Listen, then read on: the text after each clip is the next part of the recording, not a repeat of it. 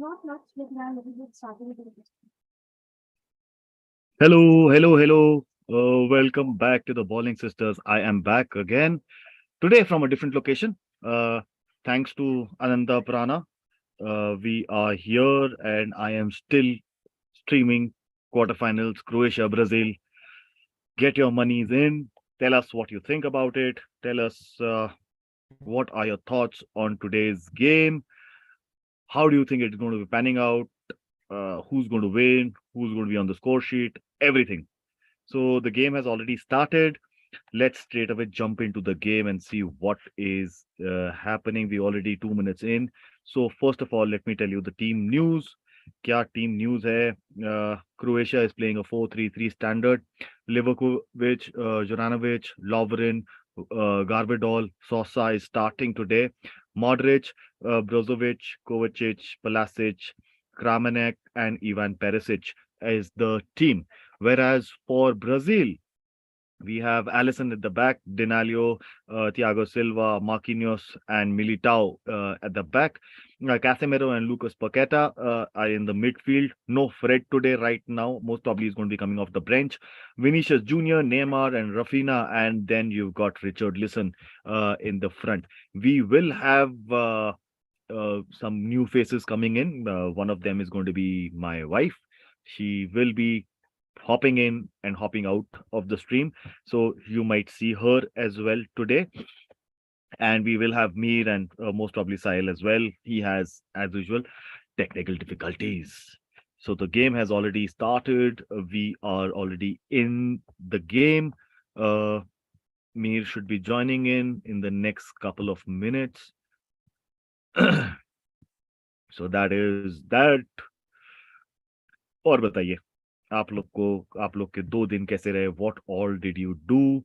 What all were your thoughts on the round of 16 के हमारे जो नॉकआउट स्टेज हैं उसके अंदर आप लोग के क्या थॉट्स हैं? How do you feel that this game is going to be panning out for the teams in the quarterfinal? Do you feel there's going to be surprises? Because uh, we do have Croatia, Brazil right now, and then later in the day we do have another quarterfinals at 12:30 in the morning. We have Netherlands, Argentina. Tomorrow evening at 8:30 is Morocco, Portugal, and then England versus France.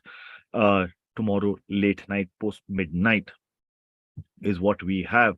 So that is what it is. And like I said, Ananta Prana, thank you for this brilliant escapade for us. So that is what is happening for us. And it's already 3 minutes in. I've already tuned in. Brazil is playing from the back. The house is full uh, in the stadium. So that is very interesting. Ranovic, Brazil is into the Croatian penalty box for the first time in the quarterfinals. So it is the Education City Stadium where we are playing. Currently, the possession lies with Brazil, 76%, 28 passes completed, and 92 pass accuracy. Whereas for Croatia, they're yet to get out of the blocks, 24% possession, 9 passes completed, 66% accuracy. Vinicius Jr. is on the attack, but good save. Good save by the goalkeeper of Croatia. Hello, Mihir. कैसा है मेरे भाई? Hi, all good, All, all good. How are you? all good. Yes. What do you think? Quarter final में क्या लगता है? Uh, I think so. Looking at the lineup, which is pretty good from both the sides, I believe that Croatia will be more looking forward to create chances as much as they can or look for counter attack. हाँ, Because the way I can see, Brazil is very pacey team, very fast team. Hmm, There are good players on paper as compared to what we can see from Croatia. So correct. I think so. Brazil will be more. The Croatia will be looking more for counter attacks and to hold back after getting a lead. Absolutely, absolutely. Most probably. So, abhi ke liye to what I am looking at, and I think so you are watching the game. I still am on Geo Cinema, so my feed might be 30 seconds or late. So we already have Mihir who is watching the game live as it Of happens. course. So the thing is, what I have seen as of now, it is Brazil who's dominating, but then Croatia is playing from the back. They are defending for their lives, but then jahan inko mauka milega, they'll try and counter and take it. Try and use that Militao area, or maybe try and expose Thiago Silva's space. Do you feel that that is possibility looking at the kind of players which Croatia has? To be honest, I think so. Brazil is in very hot form right now. I did not see much of an error so far in this World Cup from Brazil's end, and we have always questioned this thing about the defense from Brazil's end, Yeah, and I think so. This has changed a lot for this World Cup. The defense has been really good. There was any hardly some kind of disturbance in the Brazil box correct. whenever we saw every match. So I Right. think it will be quite difficult for Croatia to score a goal.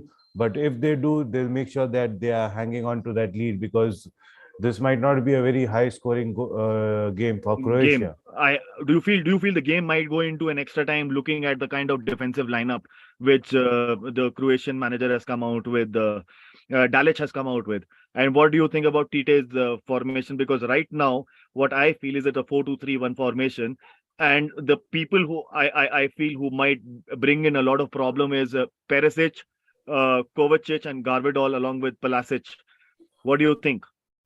Obviously, Modric is there, Sosa is there on the wings, who might trouble Paqueta or Militao for that matter, with the Thiago Silva, especially in the dead ball situation. So तेरे को क्या लगता है? क्या will that kind of a situation come in this situation?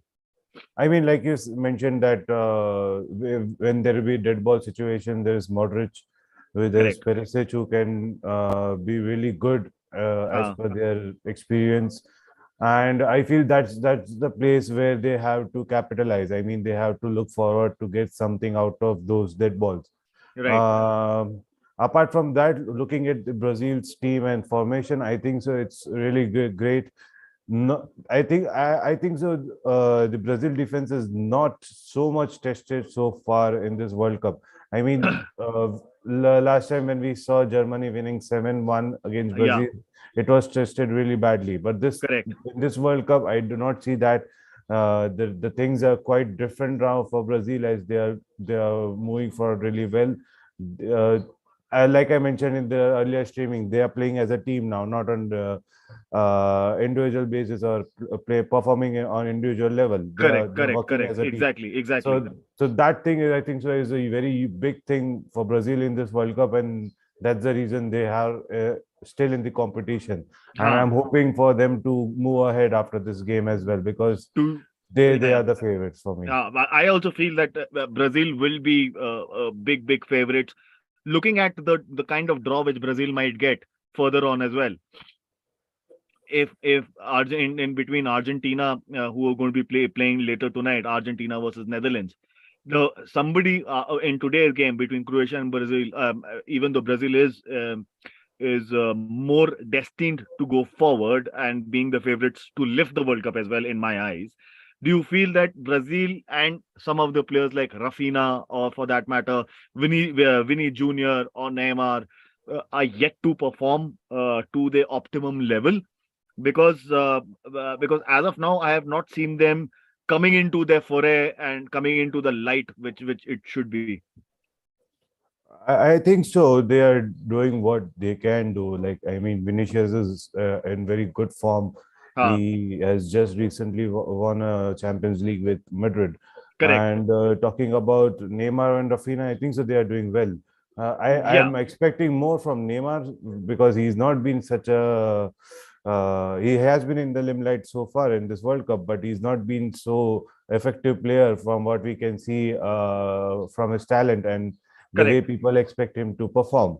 So Right. I have not seen him perform so well so far, But apart from that, if you talk about the rest 10 players who are in the starting lineup, I think so they are doing the best what they can do. They have been spot on so far in this World Cup. And I think so Rodrigo, Anthony, I think so these two players are the ones who might make a difference if Huge there is difference. nothing. If Yeah, if of if course. nothing comes out in the or the, let's say, about the 50, 60th minute, if there is still a deadlock, who Exactly. do you feel? Who do you feel apart from Rodrigo is there and Anthony is there? Who are the people to make differences?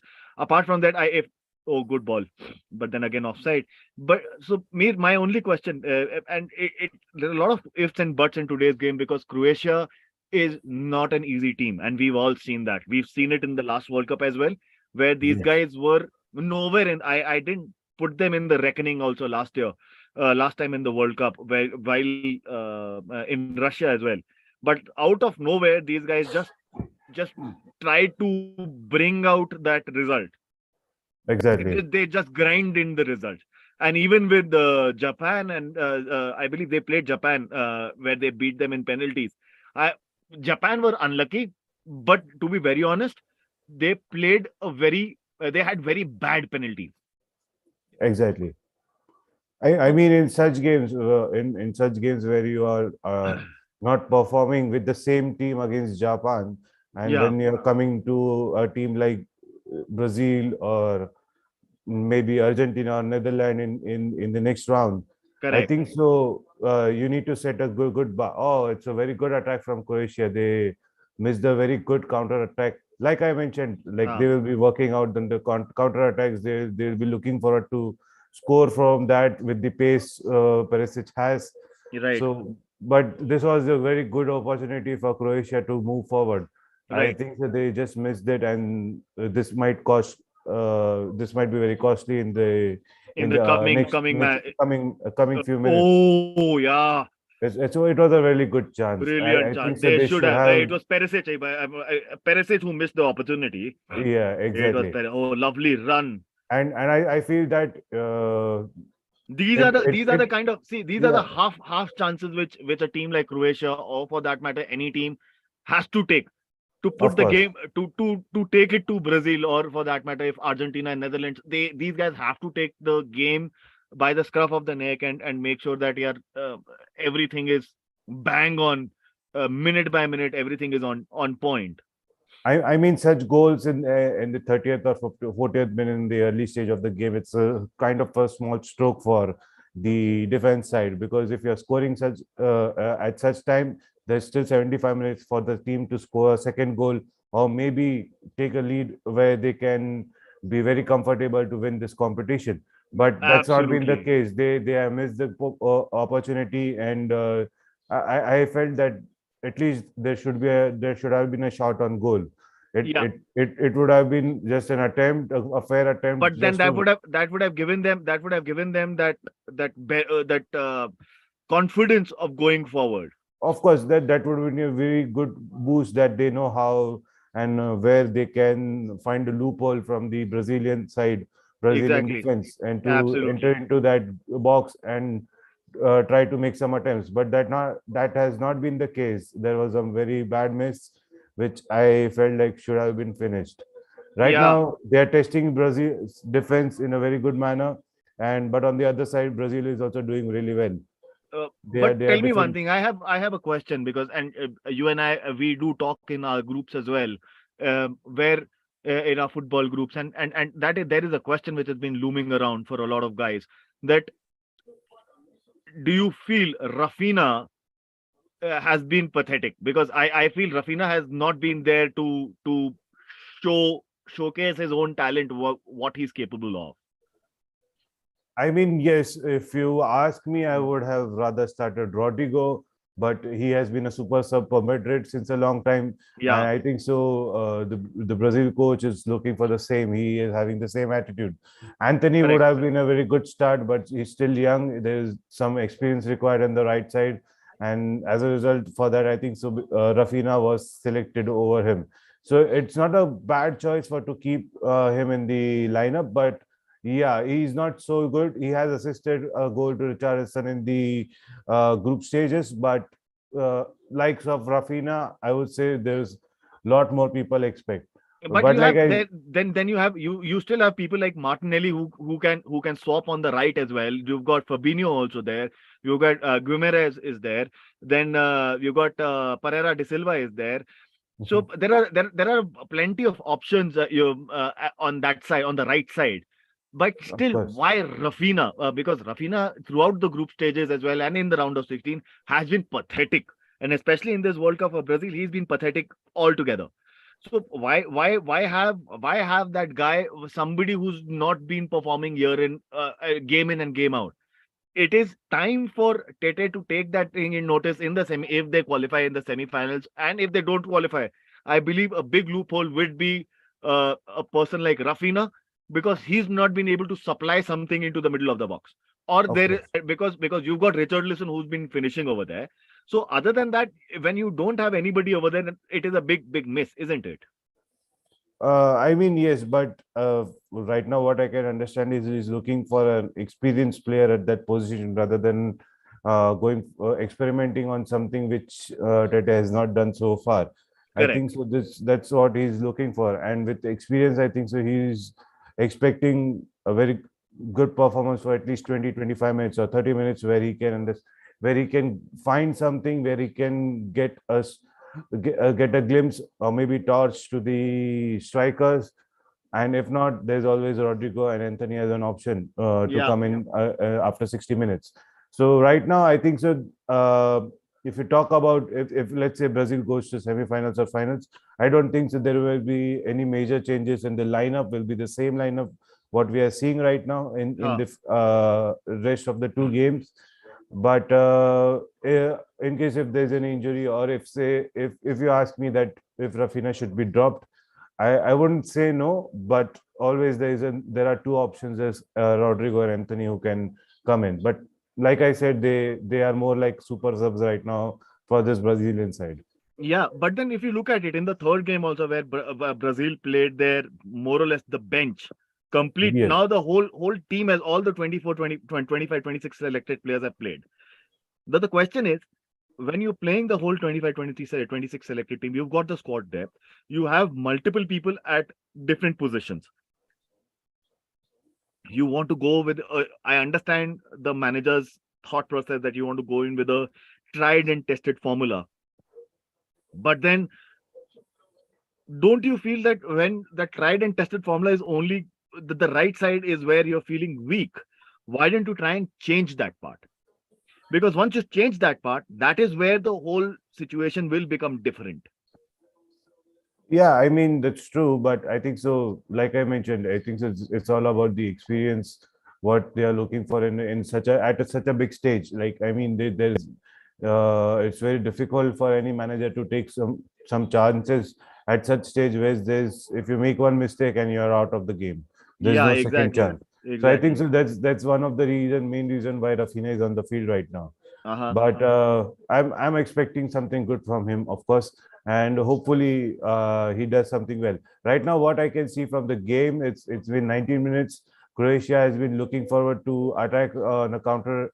They're trying to get something out of the counter attacks. The players on the flanks are running as fast as they can in order to provide some space, in order to provide some passing options. That's what Croatia is doing right now. They are not interested in holding on to the position, but they are Uh-huh. more looking forward to defend after scoring, after getting one lead. And that's what I think so they have in their mind. They want to make sure that Brazil is not scoring, and maybe if possible we can take it to 120 minutes and And then settle out in the play it and on, then you play it on into the penalties, because there that is exactly. where you become a 50-50 kind of a thing. Exactly. Then it all the major thing depends on the luck how the shoot is, and also there Exactly. are a lot of good players in Croatia. Oh, it's a very good attack from Brazil with one-to-one passing, and Vinicius had a very good opportunity, but unfortunately the keeper denied it. The defender was there to block it as well. Mm. Neymar showing doing good skills. So like Never. I said, Yeah. it's been a very good contest over here. Croatia is not a good team against the Brazil side, which we can see right now on paper. and that's what Croatia is looking forward to. Just have a 1 goal lead and try to defend as much as they can. Exactly. Now, with 10 people in the back, when you have 10 people in the back, you obviously want to get the best out of.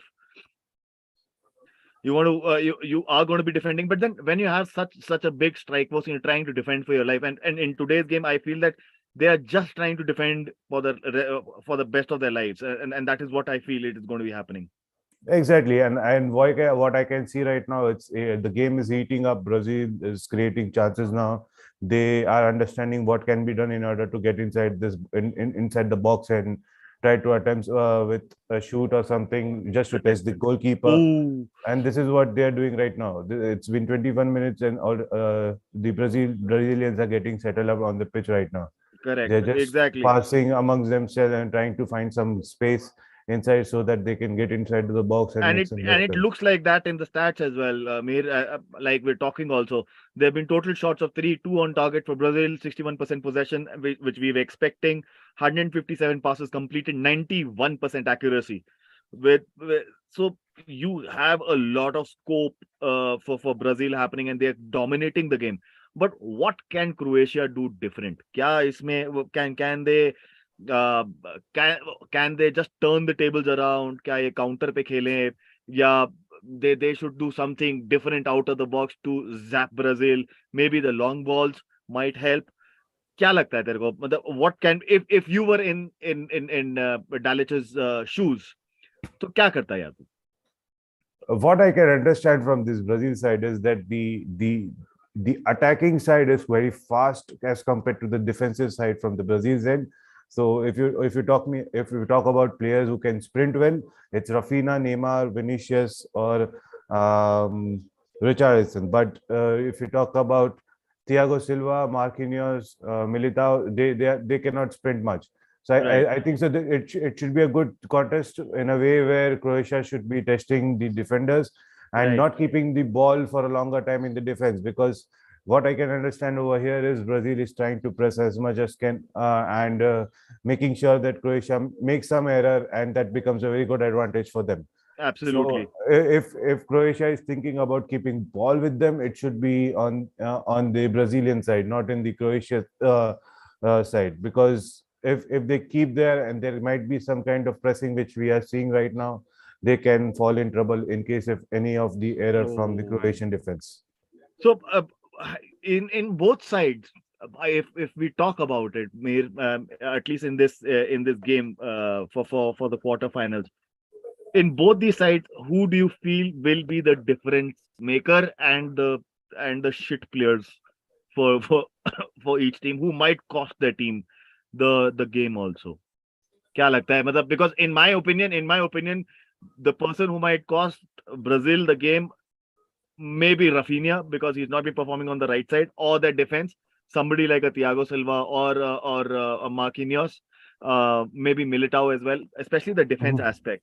But mhm, and for Croatia, मेरे को ऐसा लगता है कि यार ये जो Ivan Perisic, the wing back, or maybe when they are pressing too much, they might open the ball for a big counter attack for a pace for Richarlison or a Neymar in the center, or for that matter, Vinny on the left. So these three guys might become a big difference maker, and especially and also Casemiro. The guy has been coming forward and shooting as well, and I've seen him for Manchester United as well, and now looking at Brazil as well, and for Real Madrid. He is a dangerous guy. He doesn't sit back. तेरे को क्या लगता है? Uh, just to stop you for a minute, when you were speaking, Danilo just got a yellow card for a bit rash tackle. Oh, I think so. It was Perisic. No, it was Kamaric. Okay, so there's a dead ball opportunity again for Croatia. And coming back to your question, I hmm. think so. The differential player for Brazil should be Vinicius for my end, Ah, and I think so Kovacic for Croatia for just making sure that the ball is spread widely, the ball is getting distributed well from the center, because correct. I what I believe is Modric will be having a very free role. You might see him on the right wing sometimes, you might see as a left back also, if required. So I think so he'll be having a free role. But Kovacic, I think so he might have a very good specific role of handling the ball in the center and making sure that if there is any kind of counter attack, he should be the one to block the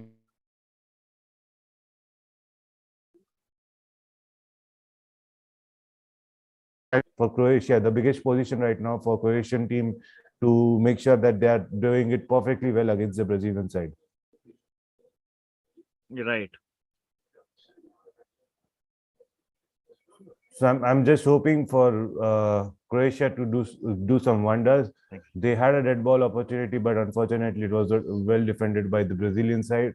But so far so good. I think so. It's Brazilians who are favorites, but they have been knocking on their defense. Croatia has been knocking on their defense, and let's see how it goes. I hope something good Something nice happens for comes out. Croatia. Yeah. Yeah, and something exciting for the game because so Exactly. far Exactly. Croatia has been making sure that there is not much of attacking side from Brazil. There is not much shot taking opportunities for Brazil, Right. and they are defending well from their end. Absolutely. This is what I also feel, that Brazil has been in the first 25, 26 minutes, apart from a couple of shots from Croatia, I have not seen Croatia dominating the game. Mhm. I have not seen Croatia dominating the game. It's just been Brazil and the yellow jerseys all over the park. I mean, they are getting involved in the attacking options which they are getting. Especially the players from flanks, who they are trying as much as they can. Now the stats says pressure applied. It's the most from Kovacic. So, like Correct. I mentioned, he is the most important player I can see for the Croatian side on the field right now. Right. With the response coming from the Brazil side. With four really good attackers. They have likes of Richarlison, Neymar, Vinicius, and Rafinha. Right. So I think that that's the main important thing. I I I believe the Coach is pressure, just exactly. Coach is So just tried to stop Rafinha and he just fouled him, and there's a possibility of card, but I think so he might get some leniency over here and might escape the card, oh, which much looks less. like an opportunity for Brazil to do something from the dead ball and Ooh, attack in a ooh. well. I don't think Oh, so. That he oh, shouldn't have been. It is a yellow. it was not Kovacic, it was Brozovic. So sorry for Brozovic, that. I don't think so. He shouldn't be that lenient. Yeah, he shouldn't be I mean, that yeah, lenient. he was running for the ball. There was no ball involved Uh, between both of them, and it looked like it. Oliver, yeah, Michael Oliver has always been like that. He just wants the game to be played on properly. Michael Oliver, है ना हमारा? I Yeah, think so. That's a very good sign of a referee just waiting for a right call, right time exactly. to show the card. So I think so. He's one of the best right now in the in the referee in the World department. Cup. Yeah, yeah, yeah. That is there. That I agree to. That I agree to 100% that he's one of the best guys in the Premier League and in the refereeing section as well.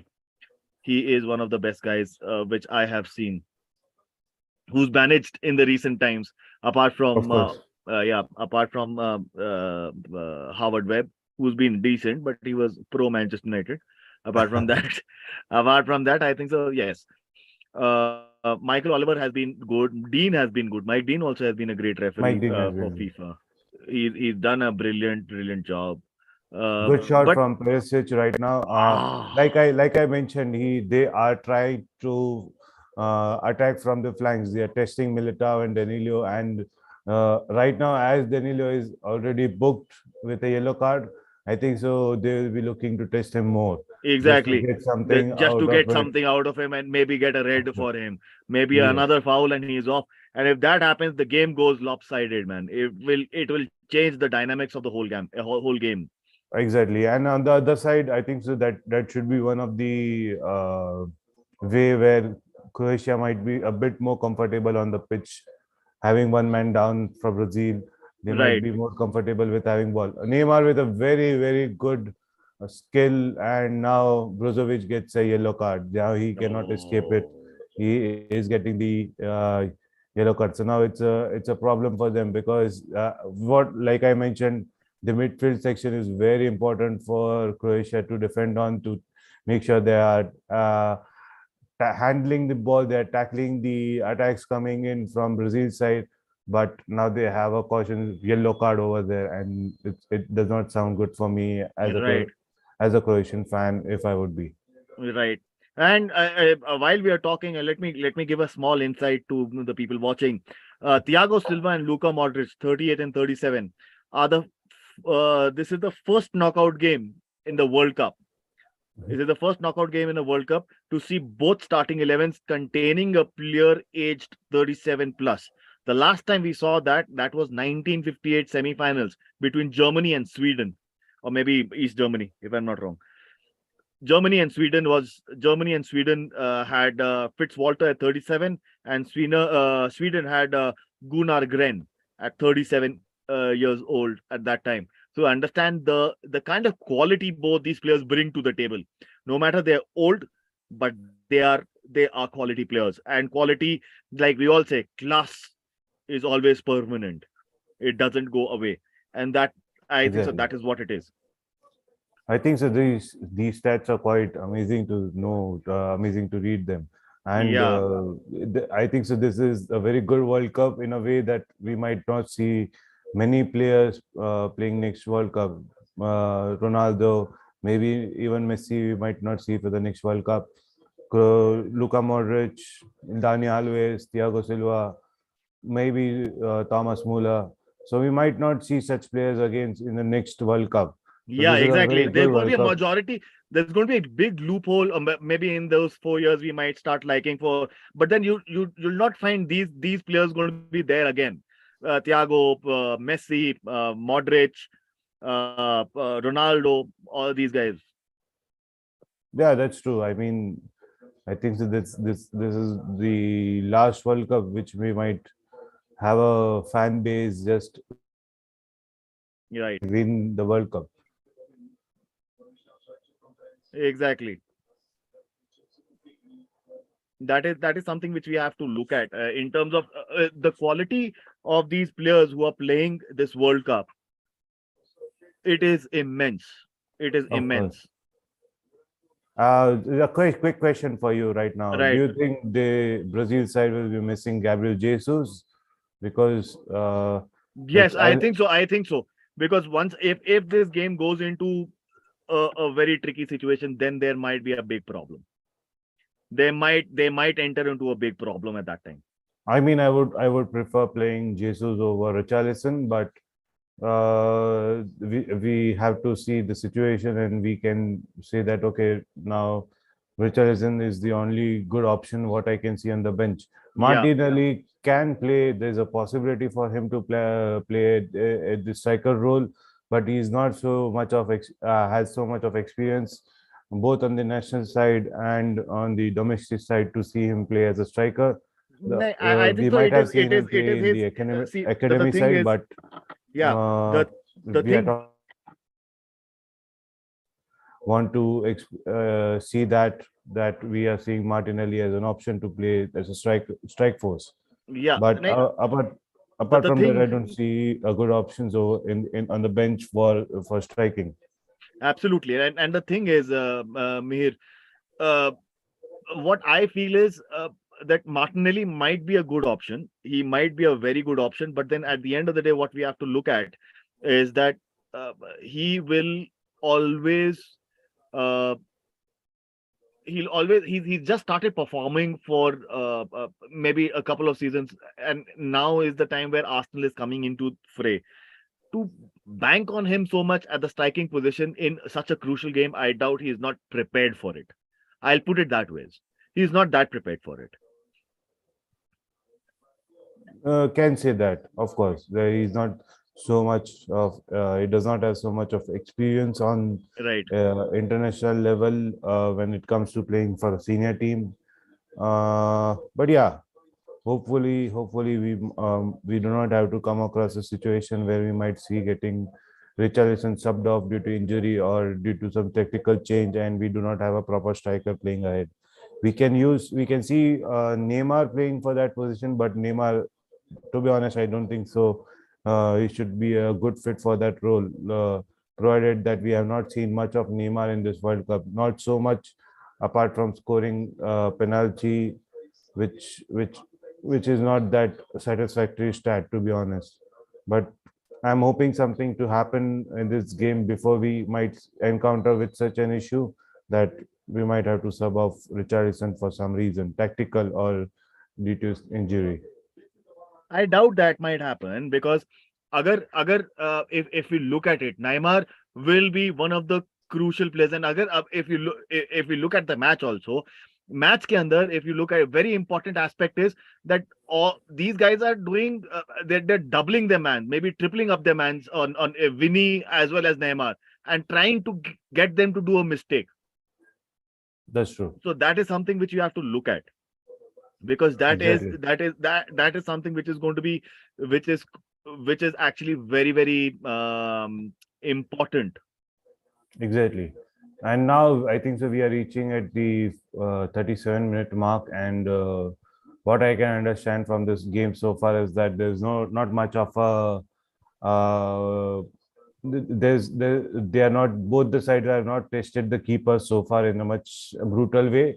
There was a very good opportunity for Croatia, I would say, to take the lead in this game and stay 1-0, but that was quite badly missed by Perisic. I thought he would at least take a shoot and make the goalkeeper, Brazilian goalkeeper, to do some work over there. But there was nothing from apart from that. There's nothing from Croatia side, not from the Brazilian side.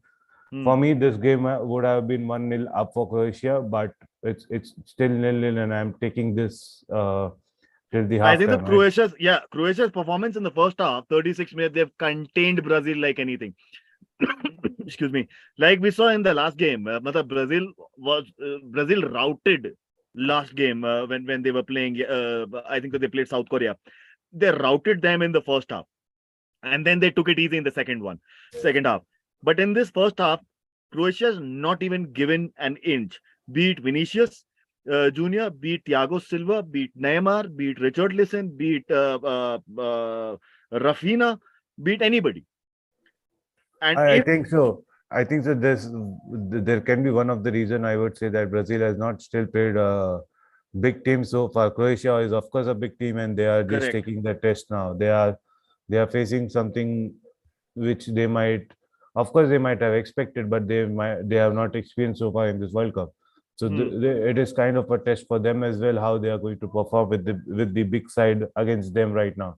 And of course, we'll see the same if they qualify for the semifinals or the finals. So absolutely. if And even if they win 1-0 over here or win via penalties, I think so. This is a very good game for them to learn what they need to do. They need to do in the semifinals and finals in order to get on the scoring sheet. all right. So, Mir, tell me one thing. Without we are reaching half time, and do you feel there's going to be one for Brazil as well as for Croatia? Can you pick one player who's going to be the pick of the match? Because right now, the way we are looking at it, and also while talking to you, there is I think so. Yash has asked you, "Kaise ho, Mir Tanna bhai?" So he's watching you, and he's asked you this: "How are you? And how are you doing?" So I, I think so. It's good to know that people. I'm sure if they're not mocking me, of course, for coming on this call no, and no, not at speaking all, about not it. at all. But yeah, it's good to know like people are watching this, and it's a really good from Ballin sisters. I would say it's a really good initiative to make people join the call and open up in the streaming. Yeah, And because talking about the question, like yeah, you telling me that which player should be the standout one, the man of the match for the game, if I would say in other words, I think so. Neymar has a very exciting role for the game today because so far I'm watching him. He's falling. He's playing a bit deep. He's also moving ahead yeah, with he's some going. skills. Yeah, exactly. I feel. See, there are going to be two. The big difference which might be made is going to be between Neymar is going to be one who's going to be very important. Number two is going to be Casemiro, and third I feel might become Rodrigo or Anthony coming from the bench. For me, I think so. Rodrigo would make more difference than Anthony at this point of time, because looking at the past, how he has done already for the club, and he has been doing good for the country as well. I think so. He will be the one who will come in place of Rafinha and make some difference. But for now, I think so. Neymar is doing really well with the game. He is not just a attacking midfielder at this moment, but also giving some kind of Defensive, he's doing a lot of defensive work as well. defensive work. He's supporting Casemiro in a way where he can distribute the ball, and Neymar with his speed and skills, I think so. He's trying to move the ball forward. Talking Uh, about Rafinha, I think so. He should be the first player who should get subbed out from the Brazilian side. right. Like you mentioned, he's not been so good in this World Cup, and I would not agree more after watching 41 minutes of this game, because the right side has not been so much of a threat for. Oh, it's a very good free kick from Neymar from the dead ball, but unfortunately did not make much of a difference for the keeper. He did not have to put a lot of efforts in order to save it. It was just coming into his hand. So, like I said, I think so. Neymar would be a key differential player over here, Right. rather than Croatia scoring from counter attack, because this is a strong side. Of course, someone looking at the strong side would expect them to score one or two goals or having the same lead. And if there's no goal till 45 minutes, I think so it's heads off for the Croatian side, the way they are defending and not allowing the Brazilian attackers to take any kind of mischievous shots or any kind of gameplay. I think so. That's what has already made Croatia one or made a competitive team for the second half. Right, exactly.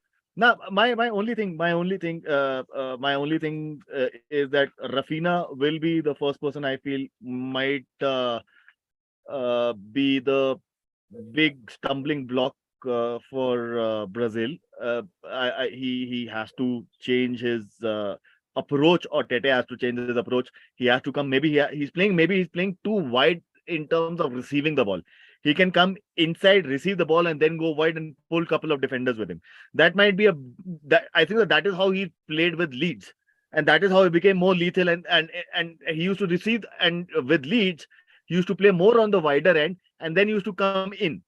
That made him more lethal. But for Brazil, if he receives the ball from inside and goes on the outside, then he'll be able to be more lethal and cross the balls. So that might become more better for him, and Rafina might become more lethal if he continues to play on beyond 45. What do you think? I mean, yes, I agree with you what you said, and but for me, like I said, it's been really impressive that Croatia has kept on hold for this first 45 minutes. There's no much of a difference from there, and the Croatian side, they're just looking for some goal from the counter attack. Unfortunately, they have not been so lucky so far for to do so, but I think so. The role of Kovacic and Brozovic has been really good so far. They have been really good for me. So far, they both are the best players on the pitch right now. They have been making sure that there is no kind of attack from center for Brazil. Right. And like you mentioned, Rafinha has been a low, like a very weak point for Brazil right now. They are not so much concerned about it. They might, assume that there's not much of things coming from that side. So I think so. It's a very big advantage point for me right now that Croatia has been doing well. That's a big thing, that they have been taking care of the position from the center in a much better way. They are just trying to intercept the ball and not allowing Brazil to do any kind of lethal attacks. That is there. Absolutely. I understand that. because see, for the Brazilian aspect, if they don't attack from the right side, they're invariably losing out on a lot of advantage which they can gain on the right side. Even though there's garbage all over there, they can still Exactly. take an advantage of it. But unfortunately, on the right side, they're becoming more limp, and instead of attacking from three ways, they are only attacking from two: one from the middle and one from the left. That is the only Exactly. attacks. And if you look at it, while attacking, also they have got two players, at least three. Or what I was looking at, two or three on Neymar or two or three on Vinicius Junior. Rafinha has been left all alone. So you need more players going, and only, or if Rafinha is also attacking, there's only been one player. So that is something which is to be looked at. I mean, yes, but the if you talk about Brazil coordinating in earlier World Cups and talking about 2022 World Cup, it has been much better than what we are seeing right now. Yeah, yeah. It has been than the earlier game. Sorry. So I think so. There's a quite of an improvement from Brazil side in this World Cup, and hopefully we can see a goal in the second half, because the first half just got completed and the scores are still 0-0. Yeah, It's now for both the managers to have 15 minutes and get something out of them, out of their players, and hopefully we can find a goal in the second half, and we do not have to wait for the extra time. yeah, absolutely. That is something which is to be which is very very important, either for Tete to try and change his formation, or bring in a differential, because if he wants to finish this match in 90, this is the time to do it. Because if this match goes into maybe a 120, and we've seen it last time also around, that people stop scoring in the 90 to 120 is more of whiling the time away and going into penalty, because they know if they do that, it is going to be a big problem for them. Exactly, makes sense. it So it now it it becomes a big issue at the end of the day. I think so. Now it's time for us to wait for what next is going to come from both the sides. I mean, I'm just waiting for maybe tactical change, not in terms of not in terms of substitute, but some kind of role play for each player. There might be some difference, like if Neymar is looking to attack from center, might be he might be allowed to play as a forward as it, and changing the formation to 4-4-2. This is what something I might want to see in Right. order to find some kind of difference from what we are seeing right now, because Neymar has been good, but I think so he's still not able to go past that strong Croatian midfield, which needs to be done at this moment. Absolutely, that is something which the big important thing is the Croatian midfield has held the fort. And that is something which is very important to look at, that the Croatian midfield has kept their form, they've kept their composure, they've let Brazil attack, and they've held their lines. That is very important. They've not given any space either to Neymar, Richarlison, or Vinicius, because these are the three. I'll not count in Rafinha because he's nowhere to be seen on the pitch. In the last 4 games, 5 games, 4 games which we've seen, Rafinha was invariably an invisible person. So that is there. And while talking about it, let me give a few insights also. Brazil has never lost in the 4 previous meetings with Croatia in all competitions. There's been 3-1 and draw 1, with their first meeting with 2-0 win in friendly in June. So that is a very interesting aspect. Number two, this is something which I didn't know. Brazil are looking to reach the ninth semi-finals. Germany has the maximum of 12 or more. Croatia has reached the last 4 of the competition. Both occasions they have made it out of the group stages: 1998 and 2018.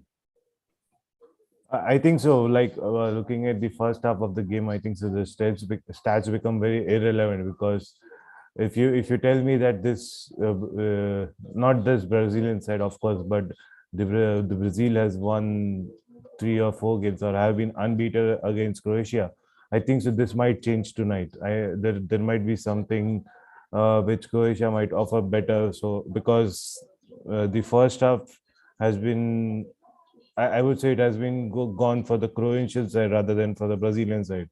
It has been better side. The Croatian side has been better than Brazil so far. So let's see in the second half what happens. And if, let's say, if Croatia becomes more of an attacking minded team, Right. I think so there might be something of an advantage for Brazil to take, because they might not look to push back or stay back and defend. They might look to attack, and this is where Brazil can have some counter attack options, and hopefully they can get a goal. No, and absolutely, I agree to your point. And with that point, let me add one more point, which what you're telling me, and this is what we were talking about. In the last 7 of the 8 games, going back to 2008, the in all the major tournaments in which Croatia has played and gone on to the knockout stages, be it World Cup or Euros, 7 of them have gone into extra time, with an Oh, exception of 2018 finals. Rest of the 4 matches of the last World Cup, they went via penalties. oh, that has been a very good stats, to be honest. But Exactly. So you I do not understand one wish thing, I the do kind not of wish to penalties. see. I also don't I wish do to. I don't want to see that kind of a thing happening, because when it goes into penalty, it is going to be either one's game. And and we might, I fear. if that happens, then it might be anybody's. It might be anybody's game. Thanks, Suman. Thanks, Suman, uh, for your $20. Any questions? Do let us know. Mir and I are here to answer your questions. So let us know any questions which you have, Suman. So on that note, Mir, tell me, we have this first quarterfinals. We're already halfway into it. What do you think about the second one, which is even more mouth-watering, between Netherlands and Argentina? What do you feel about that? What do you? I mean, the second half, I think so. I'll keep the same approach that I had for the first half. Because Brazil should make sure that they are scoring, and Croatia should make sure they're stopping. Because let's say if this goes to extra time, I think so Brazil is not performing well. This is what I would have in my mind, because Brazil looks a very strong side to me. They should be the ones who should be on the score sheet right now.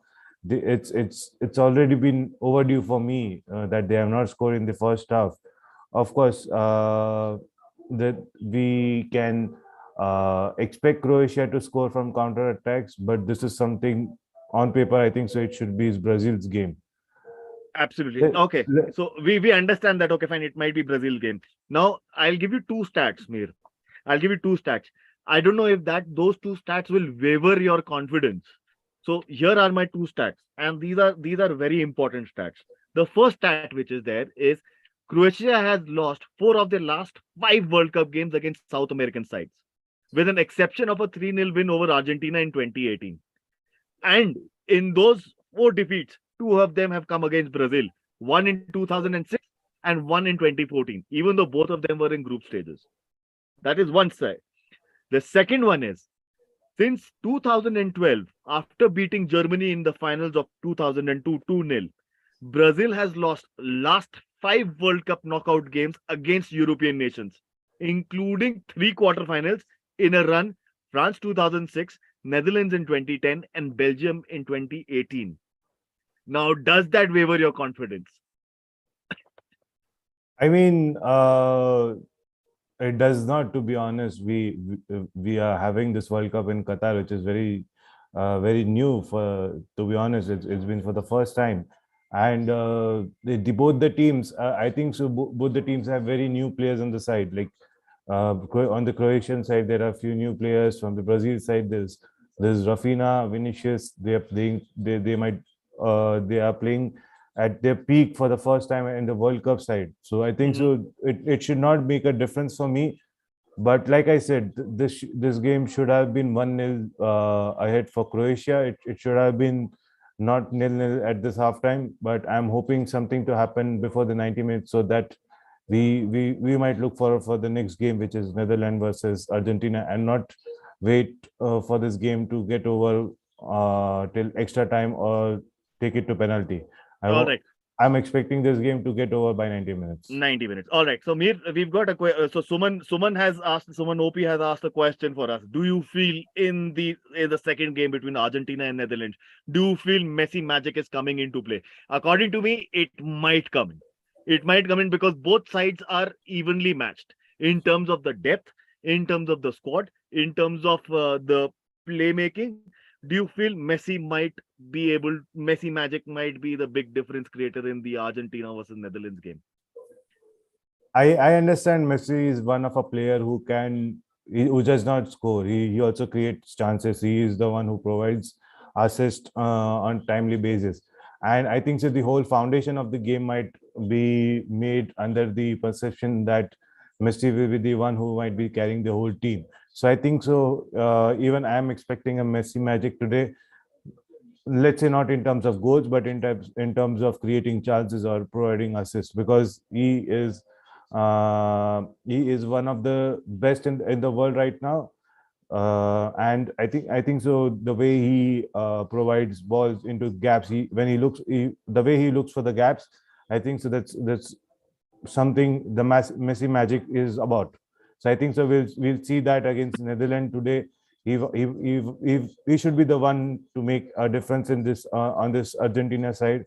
But I'm expecting this comes out of the question that is if we see a Messi magic or not. It's I think so it should be there. I think so it should be on the ground. We might see a Messi magic. Not let's see. I mean, it would be better, to be honest, if Martinez do not start. If it is Alvarez who's playing alongside Messi, then we might see a better Messi magic than, because Martinez has been awful this World Cup. To be honest, he's one of the player I do not like to see him in playing in the quarterfinals because he's not so good. But let's see what happens. I think so. That's game what we should look at 12:30. Exactly. But once the team news is out for both Netherlands and Suman, and this is our thought that once both sides of teams are out and we all know it's quarterfinals, it can be anybody's game, man. And Messi being Messi, yes, he will have his tricks of the trade which he's done over so many years, and we know what Messi is capable of. We know he will be creating chances. But we cannot rule out the fact that the Netherlands and Louis van Gaal would have something or the other up his sleeve for Lionel Messi. Maybe man marking him, maybe double man marking him, trying to get something out of this game, and if possible, taking the game to ETs, or if not ETs, trying to take it to the penalties. Because if he does that, that is where the game will change for the best for these guys. Absolutely, Of course. very important. So that is what we feel, Suman. That is very important in today's game. That in Brazil versus Argentina, as well as in Netherlands versus Netherlands. Sorry, Brazil versus Croatia, as well as Netherlands versus Argentina. That the favorites need to get something out. Brazil right now needs to put their thinking socks. Tete has to put the his thinking socks and thinking hat on. Whereas for Argentina and for King Louis and the Netherlands, they need to try and get something out of it. And mind you, with the statement which Angel Di Maria had made, that Louis van Gaal was one of my worst coaches which I have been coached under, that has fired up Louis van Gaal. So you cannot mess around with it, because Louis van Gaal is a tactician. Because last time around, when Netherlands routed Spain, I believe it was the last World Cup, or the World Cup before, I'm not sure. They were all over Spain, and I won't be surprised if Netherlands comes out in a very similar manner and are all over Argentina and Lionel Messi, and they might not have answers just because of one statement of Angel Di Maria. That might be a big question, because those are the statements. We saw that similar kind of a thing coming out from the Canadian coach for the F up thing. The similar kind of an approach, if Angel Di Maria is taken for Louis van Gaal, Argentina, Angel Di Maria, Louis, and Lionel Messi are in for a big, big problem. That is what I feel. What do you think about it, Mir?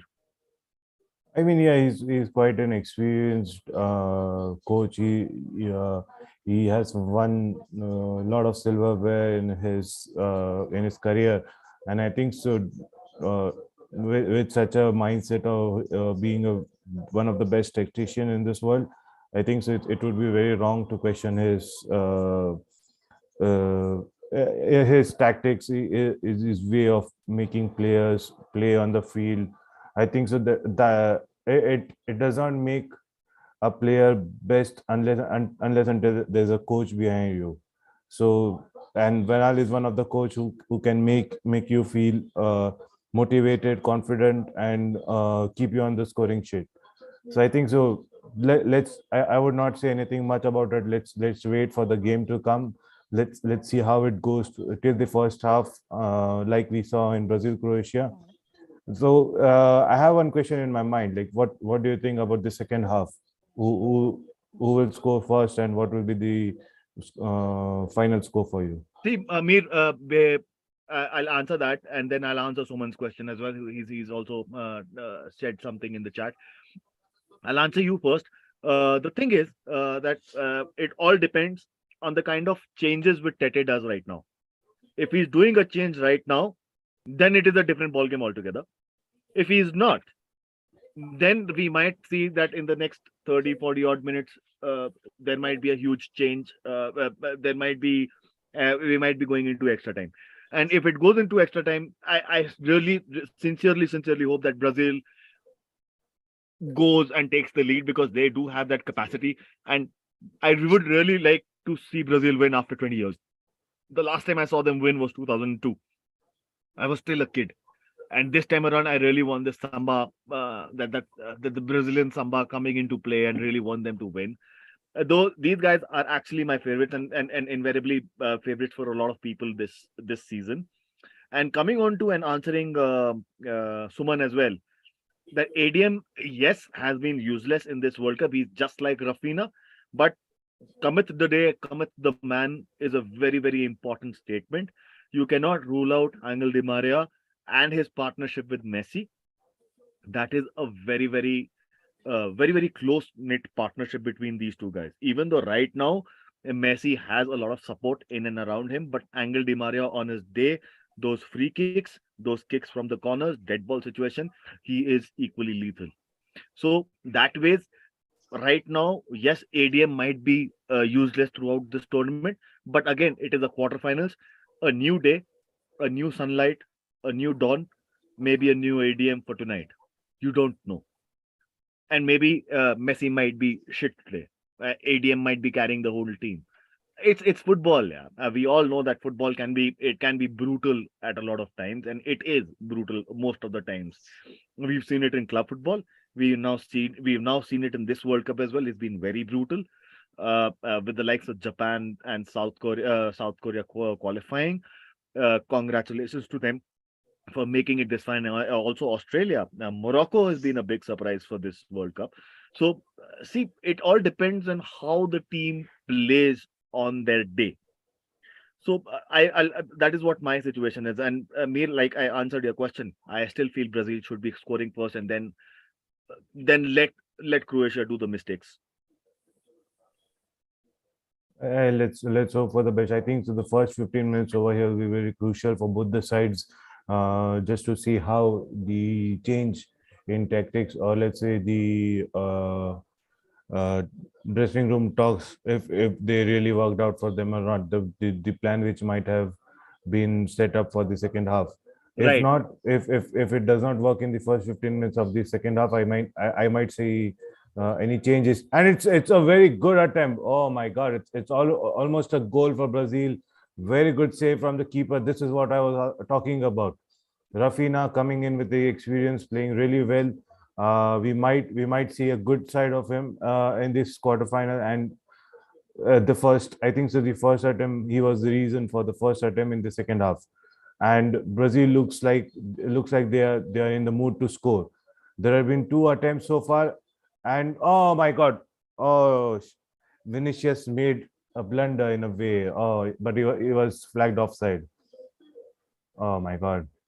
Ooh, Good attack from Brazilian side. ooh, Really good. yeah, man.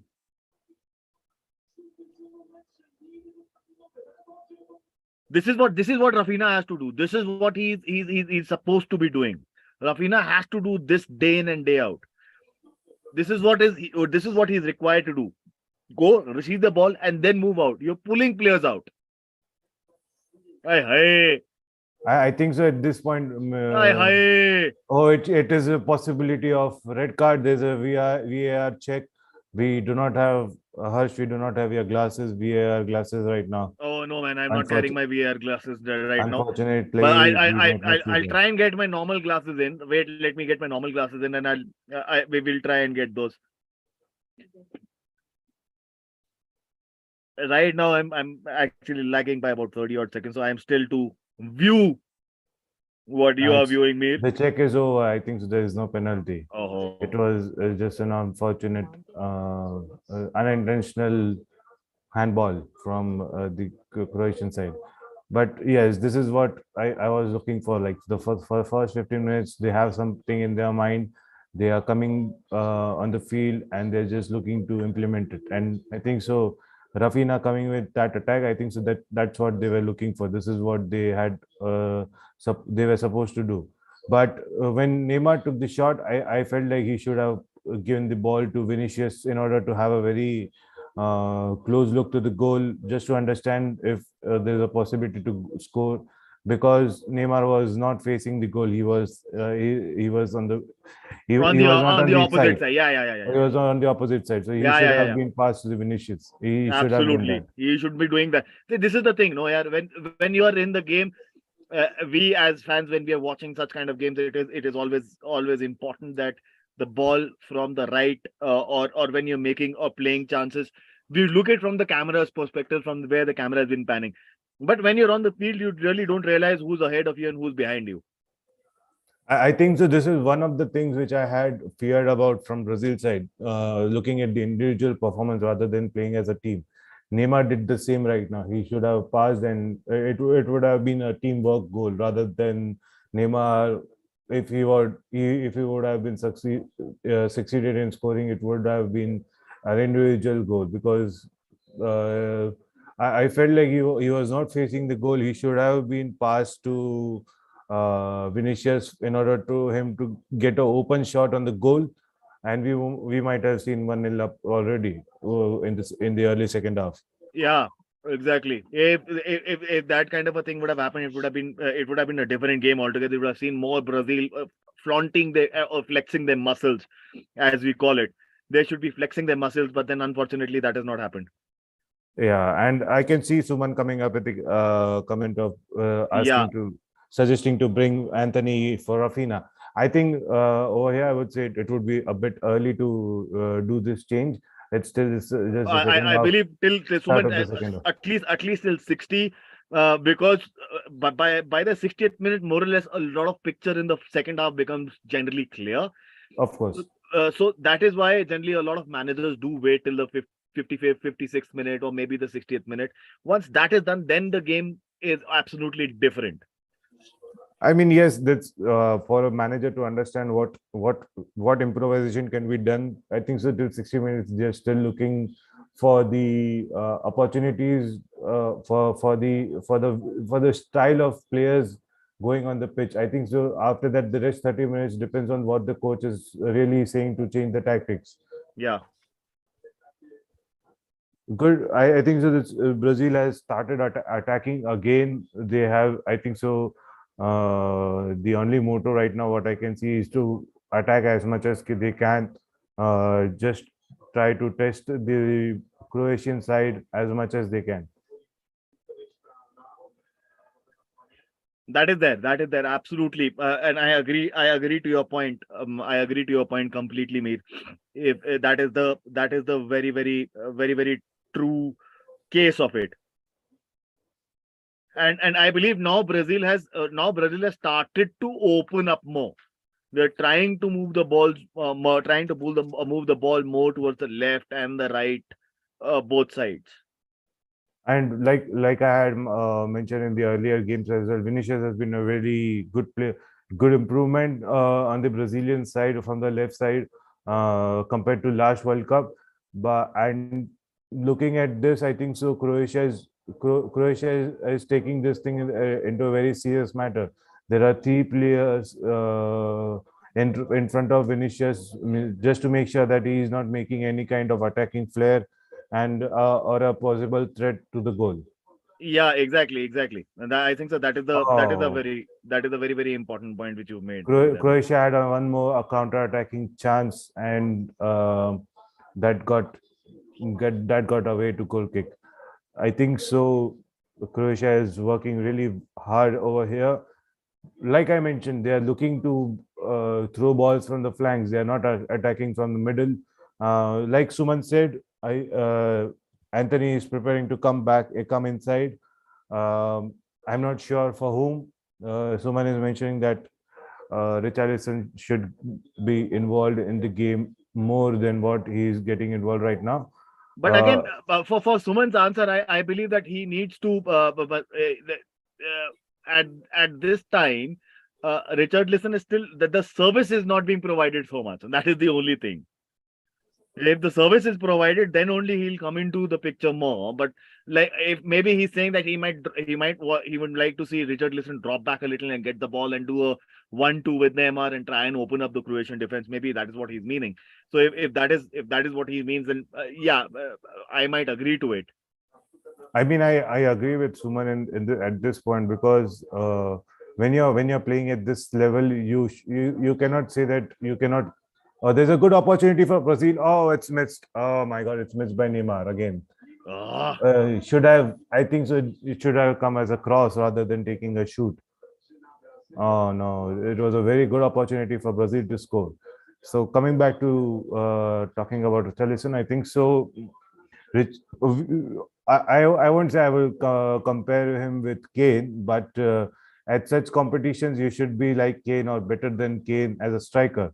And I have noticed this, that whenever Kane is not getting more involved with the ball or with the game which players are trying to play, he tends to fall deep and then starts the attack, moving forward and getting involved with the players.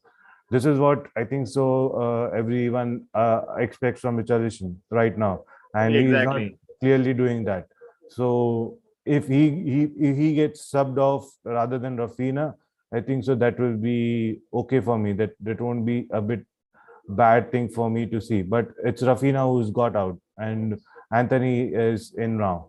So this is what I really had expected in before the first half, or uh, in the post first half, that Rafinha will be the first player to get subbed off, and that's what has happened. I'm Right. shocked not to see Rodrigo instead of Anthony, but yes, Anthony can provide something good as Exactly. well. That this is what it is. No, Anthony becomes more lethal as the time goes on, because we've seen the way he plays. Uh, and Anthony is the person who would like to receive the ball and go in and attack the ball and attack the defenders themselves.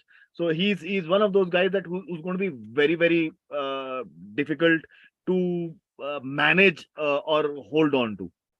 I think so. Anthony has already started contributing for this Brazilian side, because And there was a very and this should have good happened opportunity for score. exactly, and this should have happened a long time back. This should have happened I, this should have happened at halftime. possibly.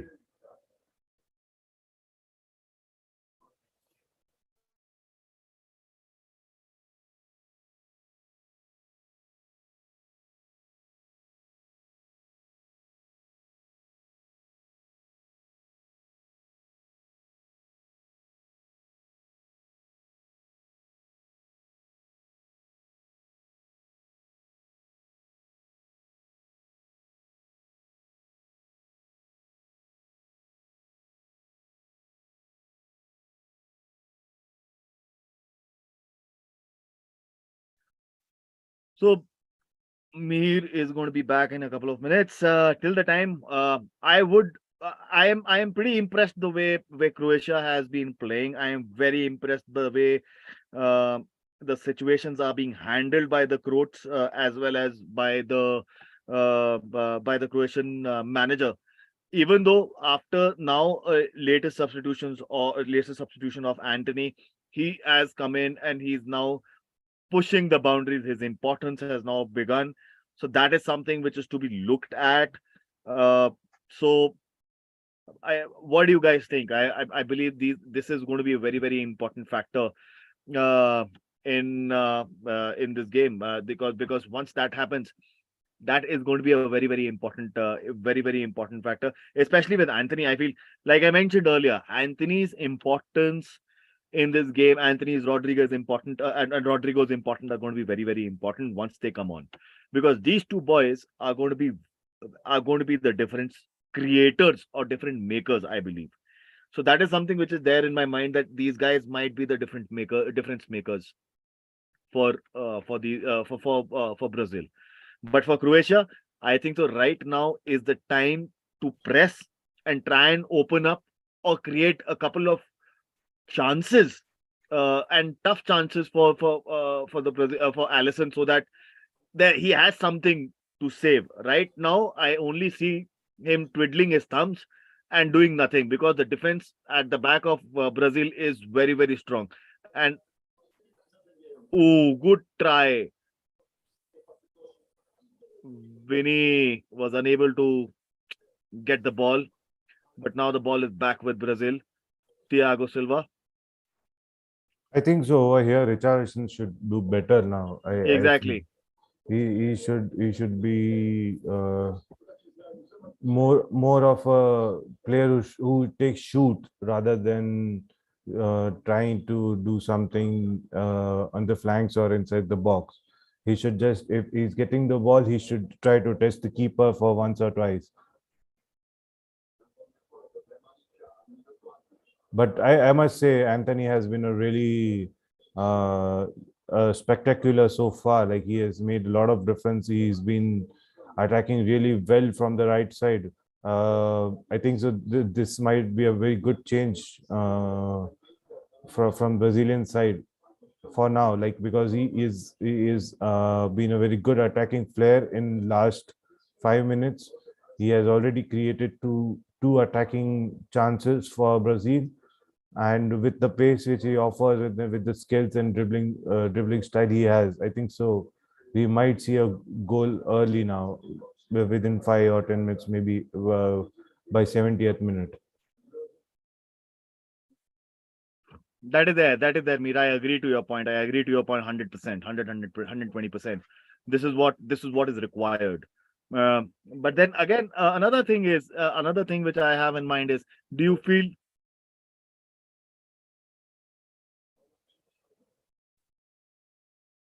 yes, Suman.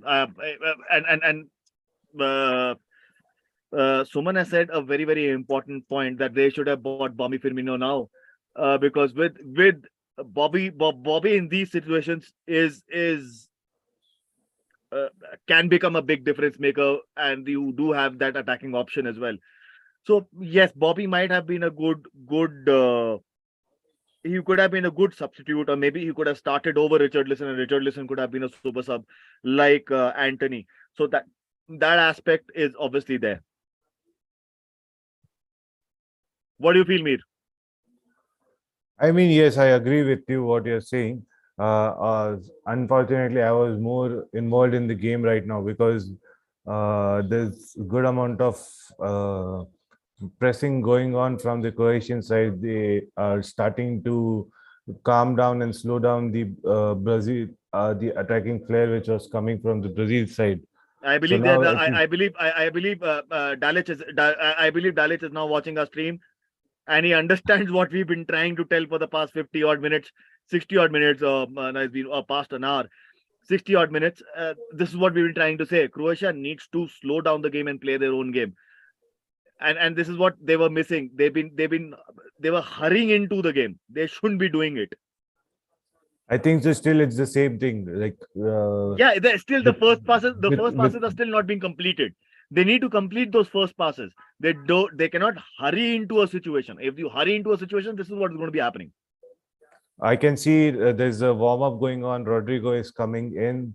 I'm hoping it's against Richarlison. I'm hoping that that Vinicius stays on the pitch. Yeah. It looks like technically it looks like it's going to be Richarlison who might go Yes, off. I believe And that is Neymar for going forward to the Neymar going into striker. the striking position. Yeah, center forward Yeah, and position. Rodrigo playing as behind the striker. Exactly. That I is what think I also this is expect. a very good call. Even keeping Casemiro behind would be a good call, and uh, get trying to attack as much as they can with five players rather than having four on the offense side. I think so that will show some kind of a goal threat to Croatia, because Croatia is just looking. What I can understand from this game is they're just looking to attack from get goal from counter attack. They are not looking more into creating chances or getting something out of it. They're just trying to take the ball from flanks, and they're just trying to throw the ball inside, and someone can get a touch and boom, goal. This is what something they're looking for. Oh, it has been Vinicius who has been gone out. I think so. And I'm not so much happy with this call with Vinicius going out. But let's see how it turns out. If Rodrigo makes a difference, I think so that will be for the best. What has happened, and might be a good call from the manager.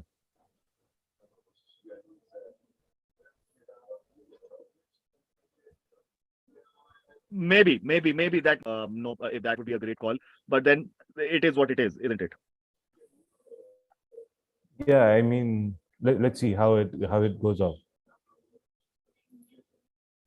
Yeah, let's see. Let's see how does this thing pan out, because that is something which is to be looked at. Because if that is how these guys have to play, then so be it. Exactly. Ooh. So you've got Vinny is out, so Richarlison still stays on, and instead of Vinicius, you've got Rodrigo has come in. So you've got two fresh players on the flanks, who might provide, and both of them have the capability of Exactly. both of them have the Brozovic capability of just moving. had a Yeah, tackle on. Yes, and Brozovic just had a tackle on Neymar. I think so. He just escaped the red card. Would I won't say that it was a second yellow tackle, but he's under a radar now because he's already been charged with one yellow. He should, I think so. He should play more safe rather than the players like Neymar. He shouldn't be performing such kind of tackles. absolutely, I agree to it. He shouldn't be doing it. He's already on a yellow, and if he takes another red, he is off. Exactly, and this will be a huge advantage for Brazil. Just looking at the stats that Brazil has been attacking more than Croatia, and then it will become very much difficult for Croatia to avoid conceding a goal. Oh, it's almost a goal from Rodrigo. It was a very good opportunity. No, it was not Rodrigo. Sorry, it was a very good opportunity to score, but keeper has been the better one right now, the better player on the field right now.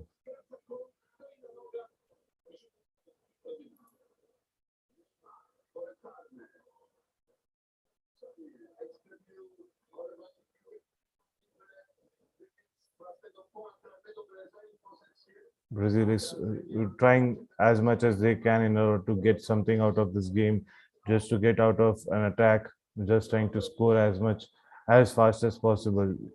A good attacking flair from their end. I think so. Croatia is in huge trouble.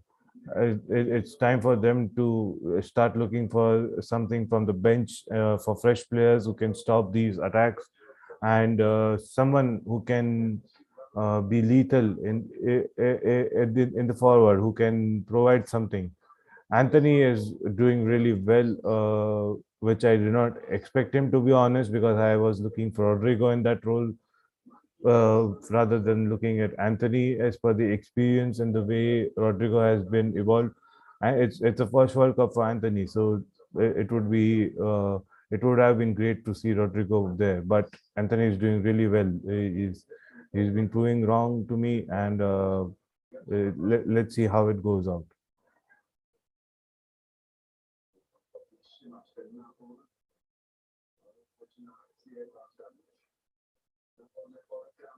Suman mentioning that the Brazil should have bought Firmino. I mean, Firmino is when we talk about Liverpool, Firmino has been someone who had been provided has been more as a provider of assist rather than being a goal scorer. We looked at Sadio Mane, we looked at Mohamed Salah getting some of benefits from Mane's excellent passing and assist. So I think so. Here, what Tite was looking for was a striker who can score, and I think so. It's really unfortunate for Brazil to have Jesus out of the World Cup, because I think so. He was the initial plan that he would be playing as a striker who is really good so far at Arsenal, and now we can see there's a yellow card for Casemiro. Now both the best midfielders for each team are on yellow card. So it's kind of a competition now we are into, in where both the midfielders have to be very cautious. Now Croatia is looking for double change after looking at Brazil doing two changes, which have been very lethal so far. And let's see how it turns out to be, because, like I mentioned, Croatia needs some fresh legs who can, Croatia does. yeah, Croatia does leave. they need They need someone to desperately. They stop this desperately attack. need. Definitely need fresh legs right now. Exactly. And Kovacic has been really well. Like, I mean, what I can see right now, is one of the best player on the field right now, and he has done much. And I think so. He needs someone more in the attacking side who can help him get some balls on the flanks. Someone who can score for Croatia, because Brazil won't stop. I don't think so. They will stop attacking. They are going to do their best, because they know that Croatia will look to score only on the counter attacks. Exactly. And if Brazil don't if Brazil don't finish it in the 90, then I feel it might go into Pinos. And if it goes into Pinos, then it is anybody's game, and that is something we don't want. We don't want that Exactly. Brazil. We don't want this game to going into at least into the penalties, because we feel no disrespect to Croatia, but then they have been playing the best bloody game of this tournament. I feel that Exactly. they're playing the best bloody game of this World Cup, and they can continue doing it. If they do so, then it is going to be a very now is the time to press. We are already in the 70th minute. I believe Croatia is making three changes back to back, Mhm. so that is something very important. Exactly. I completely agree with you. That reminds me, are we missing Sahil today? Yes, Sahil has some technical issues. Sahil will be. I believe he should be there in the at the 12:30 game. I hope he's there at the 12:30 game. So he has some technical issues happening at his end, and he told me that he's trying his best to get it sorted.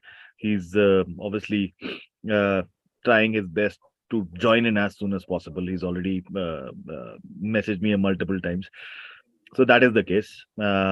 So uh, if this now we already entered into the 72nd minute, what do you feel? If do you feel that this game will go on further and further and further? Because if that thing happens, it is going to be going more into the Croatians' hand, because last time around also, when they went into the knockout stages, it started to it became more evident that Croatia is more stronger in the knockouts, and especially in the penalties. What do you feel like that? Do you feel that that is what is continuing to happen, or will continue to happen? I think so. Right now, what Croatia should be doing is they should try to attack from counter as much as they can. They can try to look to get something out of this game.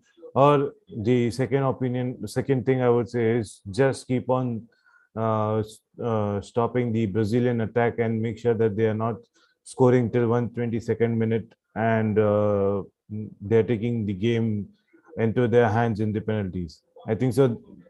Either of this should be the approach, because I cannot see Croatia creating chances very easily against this lethal side.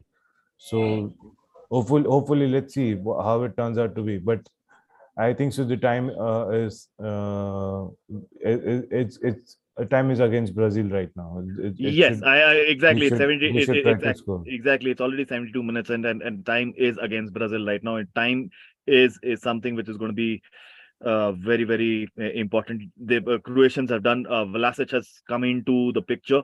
So with Vlasic coming in, I think so that will give them more opportunity of moving around, moving around the left, right, and center. So I believe Vlasic is going to be a very, very important factor with him coming in the 72nd minute. He's going to be more fresher. And I believe Vlasic's entry in the 72nd minute is more towards taking the game into the extra time aspect and keeping that in mind, because 72 minutes, even though it is still, I'll still say it's early days. But then if that happens, then yeah, it might be a difficult thing. Of And course, yes, of course. Suman, we are very excited for the Premier League to start, but right now our full concentration is on the World Cup. We are equally excited for the quarterfinals and then the coming semi-finals and obviously the finals and the third place finish. So post that, yes, there's a lot of excitement for how is Arsenal going to be faring post Christmas. We all know how do they fare. United with the newfound form. Chelsea, will they be doing better? Spurs, where are they going to be languishing? Will Brighton come up? Will City struggle again, or will City go out all out? So there's a lot of questions which are there. We will be addressing such kind of questions in our live stream before the World Cup, and so those are going to be there. We'll be answering a lot of questions in our live stream at that time as well. So do keep in tuned in. Do subscribe as well if you have not. If you have, then keep those notifications on so that you'll come to know about those. So that is very natural for all of us. What do you feel, Mir? 75 in three quarters of the game done. Anything can happen at this moment. I mean, there's just one small mistake required from either of the side, Right. and the game will be something different than what we are seeing right now. In sense of mistake, I would say Croatia is looking for an error from the defensive side of Brazil, and Brazil is looking for some kind of an attack, which I think so, or some kind of a tackle from Brozovic, which might lead to a red card, because he's already been given a fair warning after the yellow card. So I think so that's something what both the sides are looking for, a small error, which might lead to a one goal lead. Because what I can see from here, if there's some team scoring before 90 minutes, there won't be another goal. It will just end 1-0 at 90 minutes, even if only if any team is scoring, because I don't see the both the sides, they are making sure that no one is going around the box, or maybe no one is scoring. The keepers are not getting tested so far in a much difficult way. Yeah. Good opportunity for Brazil. Like I mentioned, they are looking for some gap, and this is what they have done. But the keeper has been fantastic for Croatia. A good save by the keeper, and there's a corner for Brazil now on the 77th minute. So, like I said, it will be either a 1-0 game, or this will go till 120 minutes and penalties. I feel so because right now I'm looking at the stats as well, Mir. I'm looking at the stats. It's more or less even Stevens right now. 49% possession for Brazil and 51 for Croatia. 452 passes for Croats. 439 for Brazil. The passing accuracy has now become 89% each. Two corners each. Three offsides for Croatia versus two yellow cards for Brazil. One for Croatia. 13 fouls conceded by Croatia versus 9. So more or less, it's an even Stevens thing. And right now, the most important thing is the scoreline. It's still 0-0, and we already entered into the 78th minute. So it is becoming more and more difficult to break the Croatian wall for the Brazilians, and that is something we all have to understand. And we know what kind of magic which Modric can bring in. We know what kind of magic he can bring in. One sleeky pass and this game would be done and dusted for Brazil. While we were speaking, we just like you mentioned that there's some one touch from Modric and the game might go elsewhere. Modric was just trying for a counter attack, and Marquinhos saw Marquinhos has that got a there, yellow. Yeah. Marquinhos has got yeah, a he yellow. saw that there was no one to defend the pace, the Exactly. This is the this is pass he this is might where provide. So he exactly the just took point. a yellow card, and This is which where was smart, to be honest, for me. exactly. This is where Brazil will. I told in the beginning of the stream as well. This is where Brazil might struggle. This is where Brazil might struggle because of the pace, which even at the age of 37, Modric has a lot of pace, and this is where Exactly. and with Gavardol at the back, and if they do a counter, they will struggle. They don't have the feet. They don't have the feet to defend so much. Even though you've got Casemiro Exactly. and Paqueta, but then again, there is senseless passing also happening from Brazil right now. Exactly. It is Um, now becoming desperation. Now it's desperate times calls for it looks desperate like a moments. desperation to me as well, because Yes, Richarlison, I've seen in the past when he's not able to score goals, he starts to push and the defenders, just trying to escape from fouls which he is doing. right. So, but it's the same case right now. He is committing fouls just to put some pressure on the defender. Uh, and it looks like a point of desperation for me, because somewhere Brazil also knows that the time is against them. If it goes to penalties, the game might go elsewhere, but and which should be a very bad sign for Brazil, because the game on paper looks like a win for Brazil, a game which should be won by Brazil, but it does not look it is not the way right now what we have been expecting. Brazil Exactly. has not been able to score. The Croatia is defending really well. The keeper has been fantastic so far. Let's see how it turns out to be. It's more. I think so. It's we are entering into the 80th minute mark, and more 10 minutes plus extra time is what we are going to encounter. Good skill from Anthony, and he was See, fouled, this but is there why was this advantage. exactly. This is why I believe Anthony and Rodrigo has come into the picture because they've got pace. One more superb save by Croatia. Ah, They Brazil has been really good. Like I cannot complain more. It's the keeper who's better than the attack. I cannot ask more from this Brazilian side, because they have been doing really well. Just that they need to look for gaps exactly. on the goalpost. Oh, Paqueta is shot straight into the goalkeeper's hands. That is not something you need to try more. You need to try, even though this is a good build up.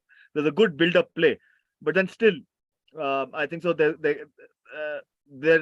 is a lot of expectations. A mode of see. I believe Croatia has done their homework in the past couple of days. They've done their homework on Brazil. They've done their homework on how they play. They've done their homework in terms of the pockets which they are going to be playing. They've done their homework in terms of where they can be exposed. So and they have done their homework in terms of how to tackle the front line, how to tackle whom to manage and whom to press and whom not to press while they are attacking. How should be the defensive line when they are under pressure? So all of those they've been well drilled and a well drilled and a well oiled machine is what Croatia is looking like.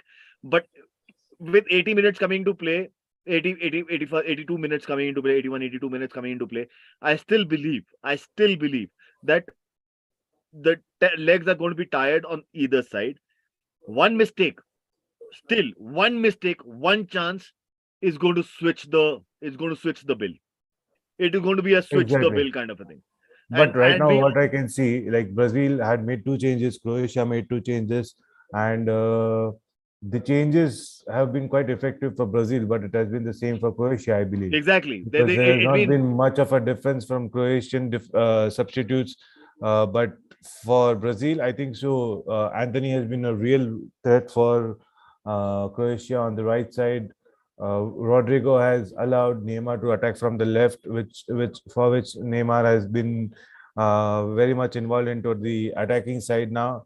and that has been a very good sign for Brazil so far. Right. But for Croatia, I think so. There's no difference from the defensive side, or let's say from the substitute side. It's been the same. There's no intent to attack in a way. They're still looking forward to score from counters. There's not been no change in the tactics. I think so. They're just looking to go with the same what they had done in the first half, just to make sure that Brazil is not conceding. They can try to score from the counter attack and making sure that this game goes to penalty. I think so that is what they're looking for. I can see there is one more change coming in from Brazil side. It's I think so. I'm not sure who it is coming. Let's just see who. So someone warming up. I think so. Yeah. It's I Pedro who is coming in. Pedro. Pedro, yeah, it's coming in for Richarlison. So this is the move, which I think I so think that should now be now a exactly. differential. This is a differential move. I think so. This is something which I was looking forward to. Someone uh who can replace Richarlison. I think so. Pedro is here now, so we can expect something from him now. Or if not, then this game is 100% going to 120 minutes. It is actually looking like it's going to be 120 minutes. It is actually going into it will be it is going to be very difficult for Brazil to come out of it. We're already entering the 85th, 86th minute, and with Pedro coming in, these guys are obviously they have to push now. If they don't push now, it is going to become they're going to be they need to push very badly. I think so. We have another Grover in the chats. Yeah, that's my who is older brother. Quite, That's my quite older brother. He taking okay. he's taking the Mickey out of me right now. He is more concerned about Sonam Gupta, I believe. No, no. He's just he's just making the Mickey out, taking the Mickey out of me. Yeah, 85 in. Now it looks like Croatia has found something. They're looking. Brazil looks a bit nervous right now at the defensive side because it's 85th minute, and if there's a goal, they won't be come back again. Exactly. And it should be the same for Croatia as well. So now we might see some errors. We might see a loophole. We are looking at Allison getting frustrated now. These mistakes, these small mistakes, and it puts pressure on the. It puts pressure. Exactly. Now it's quite interesting to see. Oh, it's good tackle by Croatia, and the ball has been taken back by Brazil. Anthony from the right is moving in. The shot from the shot goes out. It was Militao who made an attempt, but it's out for a corner. Exactly. And Anthony is going forward to take the corner, and hopefully he's trying to cheer up the fans. He's trying He to. should be. Exactly. He should be.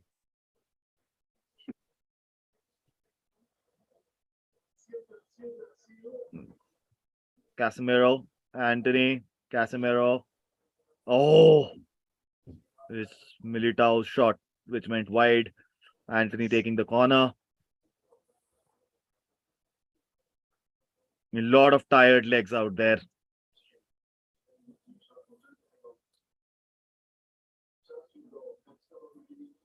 The crowd is doing their bit and lifting. They are just lifting, but nothing. It Do, is do, big. you- do you really think this is somewhere going like Spain or versus Morocco? It is looking like that only. It is looking like that. And in the end, if the outcome is exactly the same like Spain versus Morocco, then so be I it. think so. I think so. Then it Then the doesn't World Cup, matter who. then it doesn't matter who wins the World Cup then. More than that, it doesn't matter who are the favorites to win from here. Yeah, exactly. Then there is no favorites. And this There World is Cup has no been full point. of surprises. And I won't be surprised further that if Croatia goes further. And I also won't be surprised if Croatia goes on. If Croatia goes on and goes to the final again.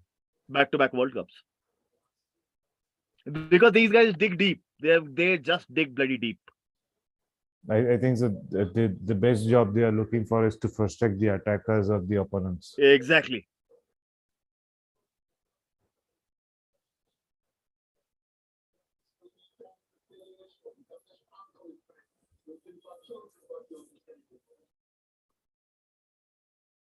They're just waiting for the full time now. I think so because Croatia, there's no intent to attack. They are not looking forward to attack. They are not looking to move forward and make sure the game gets over by 90 minutes. They're just making sure that the ball, they have the position, they keep the ball in their box, or maybe they just try to look for somewhere there where they can get a run and get inside the Brazilian box. I think so. Exactly. That's what the approach has been. I think that is the approach. That is the approach these guys are looking at. That is the approach these guys are looking at also.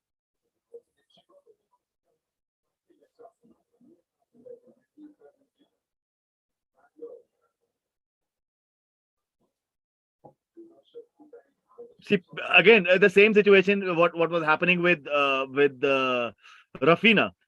The Croats have not been able to bring in Perisic, and Perisic's crosses are something which causes a lot of problem.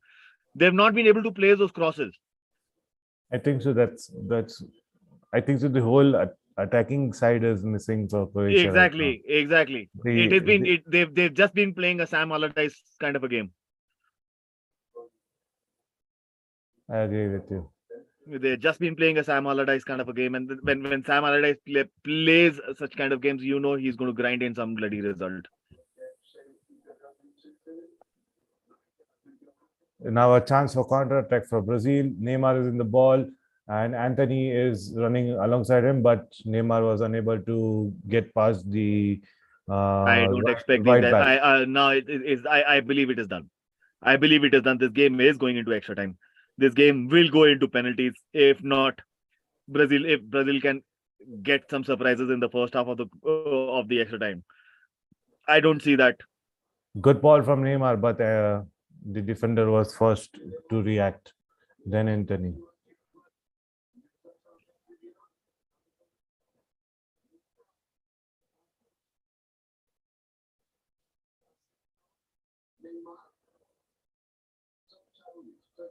Ooh.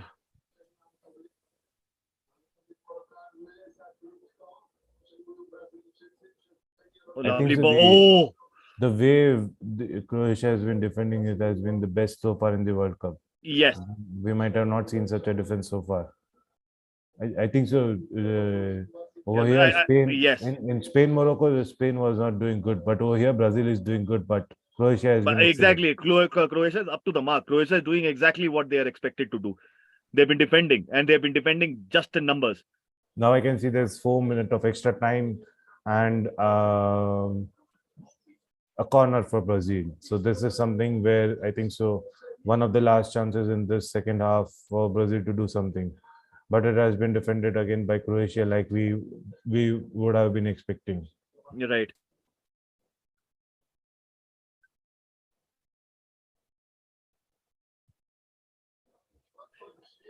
Rodrigo is taking the corner, I believe, and it's a throw in.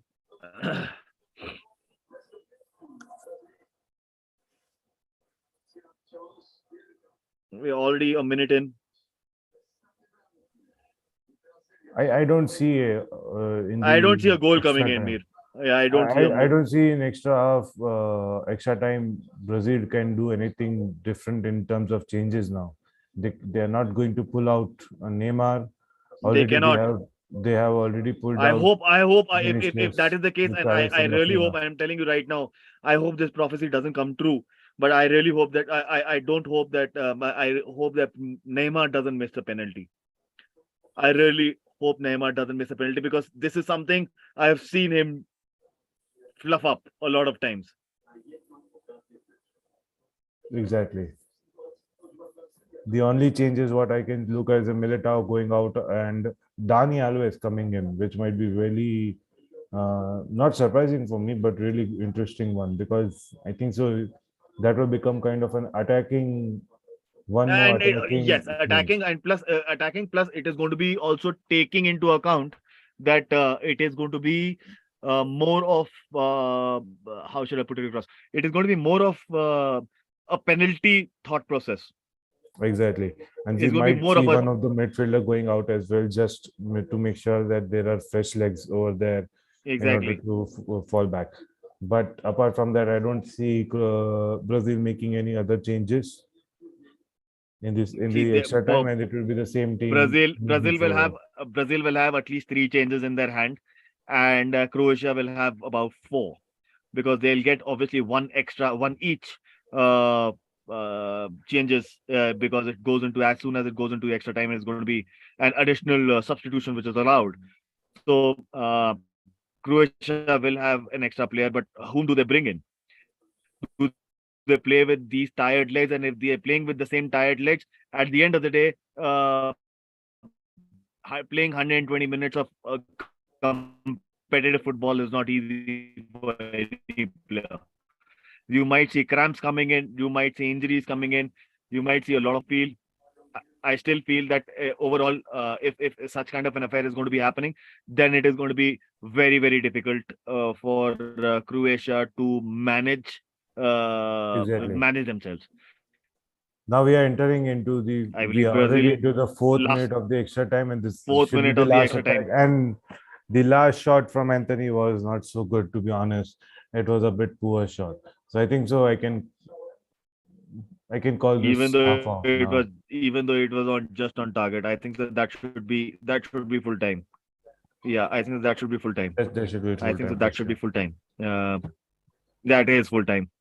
That is full time. So Mir, what are your thoughts? I think so. It will be the same approach from Croatian side, just trying to defend as much as they can and take it to the penalty. The keeper has been too good in the last time when we saw with the penalties. He was way too good. Right. Uh, Likakovic, but I think so. Let's wait. With how it's going to be, how it's going to end out. Because I'm still, to be honest, I do not have any views on how if there will be any team to score. But I'm pretty sure that it's going to be either 1-0 game, or else it's going to penalties. Oh, right. Either it's going to be a 1-0 thing, or either it's going to be it is going to be a 1-0 at extra time, or I believe it is going to go into penalties. If it finishes off in extra time, it might be a disappointment for a lot of people. But if it is not, then it will. If it goes into penalty, then I really hope Neymar doesn't take any of the penalties, because if he does, he's bound to miss, and Brazil might be out of this World Cup. And that is a small prophecy which I'm making at ahead of extra time, and maybe before, by the time we hit 90. This is what I was talking about, Mir. That Of course. if that happens, then boss, it is going to be very difficult. Of course, of course. No, I think so. We'll just wait for the final instructions coming in from the coaches, just Right. to motivate the players, just to get something out of them, just to find something which the coaches might be seeing, but the players might not be seeing so far. And to be honest, it's a short drink break in a way for the players. And there might be already some kind of discussion going on about who will be the ones taking penalty, and who will be the ones who might come in from the bench just to take penalties. So there might be a lot of discussion also going on for that. I hope it does not go to the penalties, because then it becomes very difficult for Brazil to make it a game for them, because it's still 50-50. It becomes 50-50 for both of them. Right now, I think so. Both the keepers are looking and making sure that they are still fresh on the game. They, of course, they have not been running on the pitch, but still they want to be the ones. I think so. In the end, they are the both the keepers are the ones who are going to matter the most if it goes to the penalties. They are the ones who might make the best saves, or let's say the important saves in the penalties, which might take them through to the semifinals. So there's a lot of discussion going on the both the camps. They are I agree, looking man. forward to do something different from whatever they have done so far in the 90 minutes. I think so. This extra time is something that where they might want to capitalize themselves and get something out of the game. May there's no asking of how many goals you're going to score. It's just about that you're going to score a goal. Both the managers are just looking for 1-0 win. They are not looking for any kind of huge lead right now, from what I can see, because I think so. The last word would be that just try to score a goal. It doesn't matter that how you're scoring it, or you're just scoring one. It just matters that you score, because both the sides have been failing to score. For Brazil, I would say, if they are scoring one, it looks more safer for me for them to stay on to the lead till 120 minutes rather than Croatia, because if Croatia is scoring, Brazil might do better in trying to come back and get a equalizer, because Croatia has not been so good with the attack today. They have been more looking for as a best defensive team so far in the 90 minutes. So I think so. It's just someone has to score one, and we can just call off the game, or it's going to be penalties.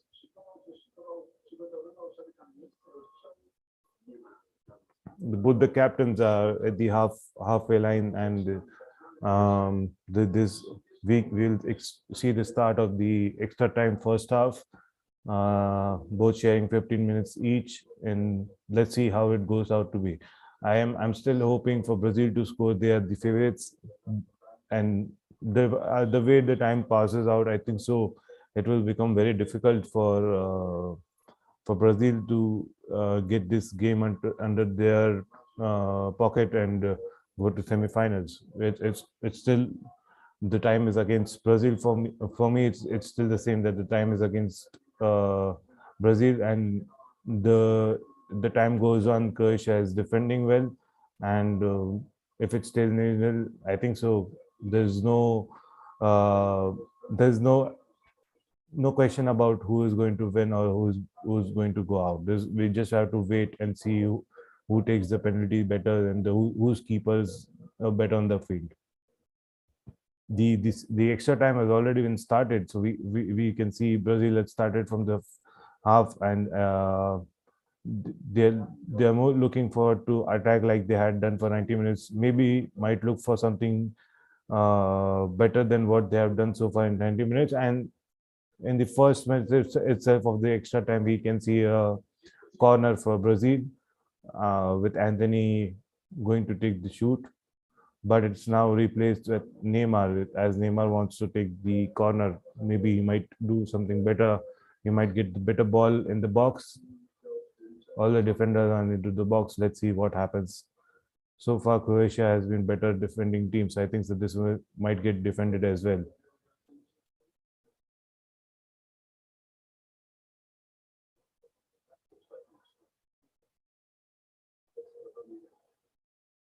It looks like a foul from Croatia on the left flank, and I think so. We might see a free kick for Brazil.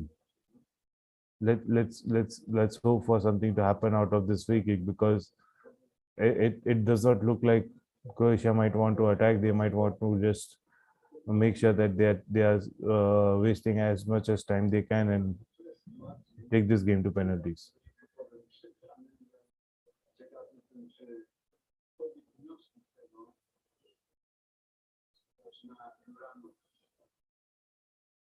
It's not, unfortunately, it's not a free kick. It's an outside for Croatia.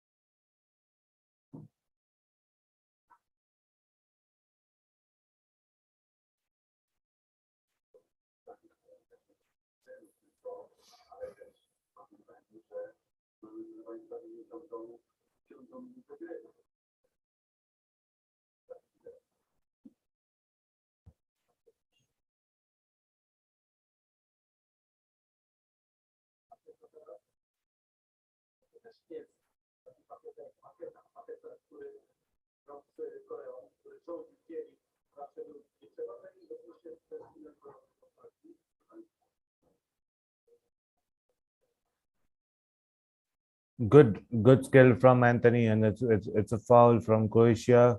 He has been begging for a yellow card, but there's nothing, and the Croatian defender is Saifana with a fair warning. I believe it was not a card over there, but Croatia is still trying to make sure that there's no kind of counter attack or per se any attacking threat from the Brazilian side.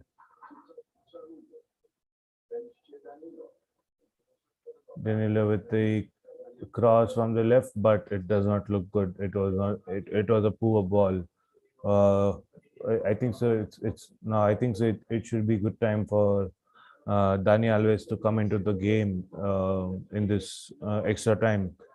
His last 20-25 minutes in the game might be very essential with the experience which he might bring on the field and the way he might provide with crosses to the potential goal scorers.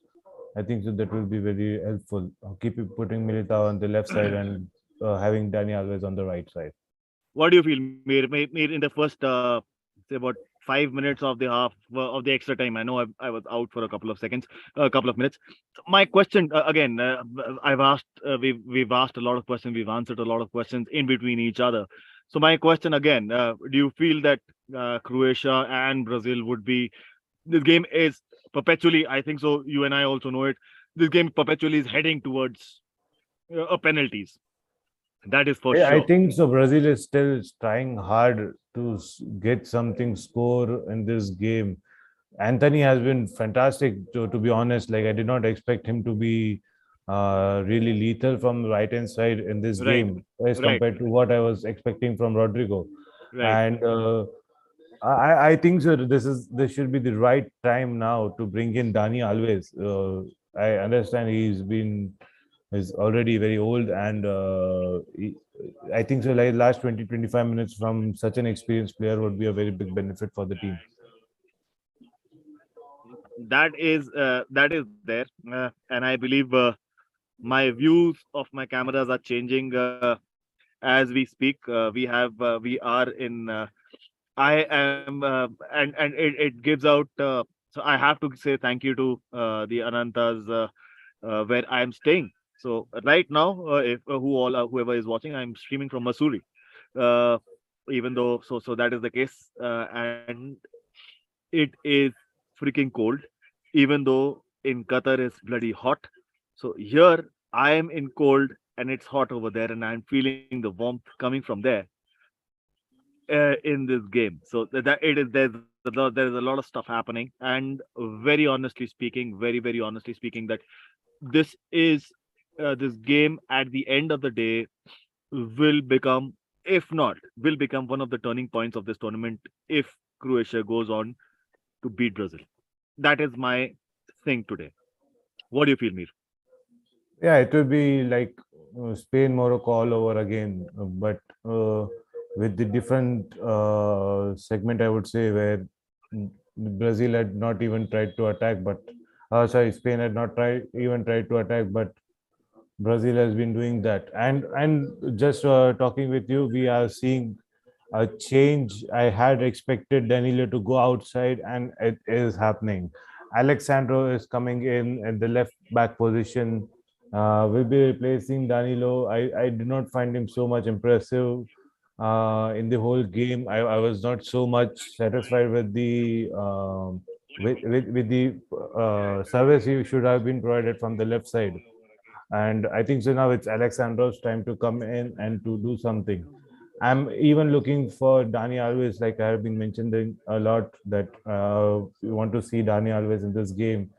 Yeah. Uh, and then there has been of the game there has been very good comments coming in the chat section. I think so. The host has been getting good bonfire. Yes. Yes, the bonfire is also on, but the heat of the game is equally on. From the That miss. I think so it's from the Mrs. The absolutely, host. yes. The Yes, the and the the it's been missus is also at it. She's also watching the live stream. She's enjoying the game from the other side of the camera, even though she I'm not sure if she's enjoying it or she's just watching for just because of you. I'm not sure about no, that. no, she's enjoying it. That's right. Nah, Sahil, it's not going to be Kane versus Undertaker and an Inferno match. I mean, we The, missed that, the, of course. the Undertaker is sitting in Bangalore, dude. And if he sees this, he's going to crucify me tomorrow morning or later today in the evening, dude. I can just if just to add there, I think so. I can add something to Sahil's comment that Yeah. if it is a Kane versus Undertaker match, it would be a buried alive match, and Oh, God. No, the no, no. Undertaker is getting buried by the Mrs. the Kane Mm. in the nearby to the bonfires in Masuri. Oh, yeah. No. The missus is still all sporty Uh, because she's getting to do all her stuff, and there's it's nice. uh That's very nice to yeah, hear. exactly. So everything is as per her liking. So I do get my fair share of streaming, and this 2 hours is very important. You understand that when you have a missus, you always have to listen to the better half because she's always right and you're always wrong. That is very important. Anybody who's Of listening course, to it, that is very important. of course, of course. Yeah. So now coming back to the game, I think it's we have already touched the 100-minute mark, and Yes. it's still the same. It is good attacking flair from Brazil, but the Croatian side has been defending really better.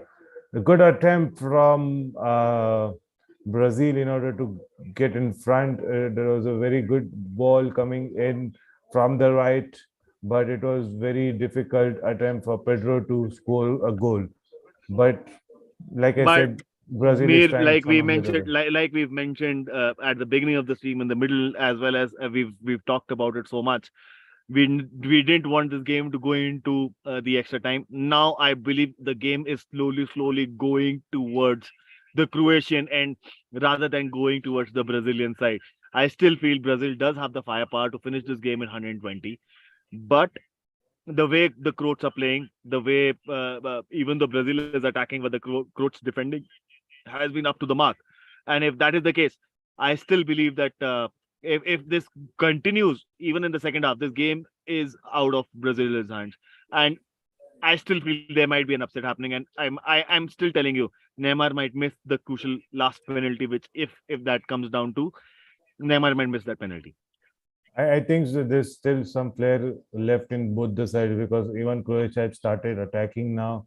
Right. They had an opportunity to have a counter attack, but unfortunately, with the good defense from Thiago Silva, that was just defended well by Brazil. Now it was another opportunity coming from Brazil, but it was then Neymar was not able to take the ball. Good defending by Kovacic. Now it's been Croatia coming up and a good chance for Croatia. Oh, and a huge miss by Croatia. There's a very good chance uh, Oh, by Croatia in order to score, but it was very bad shot from Brozovic. It would have been 1-0 up again. Like I have mentioned in the first half, there was a good chance for Brozovic to Perisic to score in the first half, and now in the first half of the extra time, there was a good chance for Brozovic to just end the game, but it's not been happening that way. I think so now this looks like a difficult scenario for Croatia. They have been trying hard, but no end product for them. So this might go anywhere in the penalties. Maybe Croatia might lose it. Maybe Brazil might lose it. But it's still 0-0 from both the sides. I think so. We are just still waiting for a goal from either of the side, and if not, the penalties is the only answer to differentiate the sides.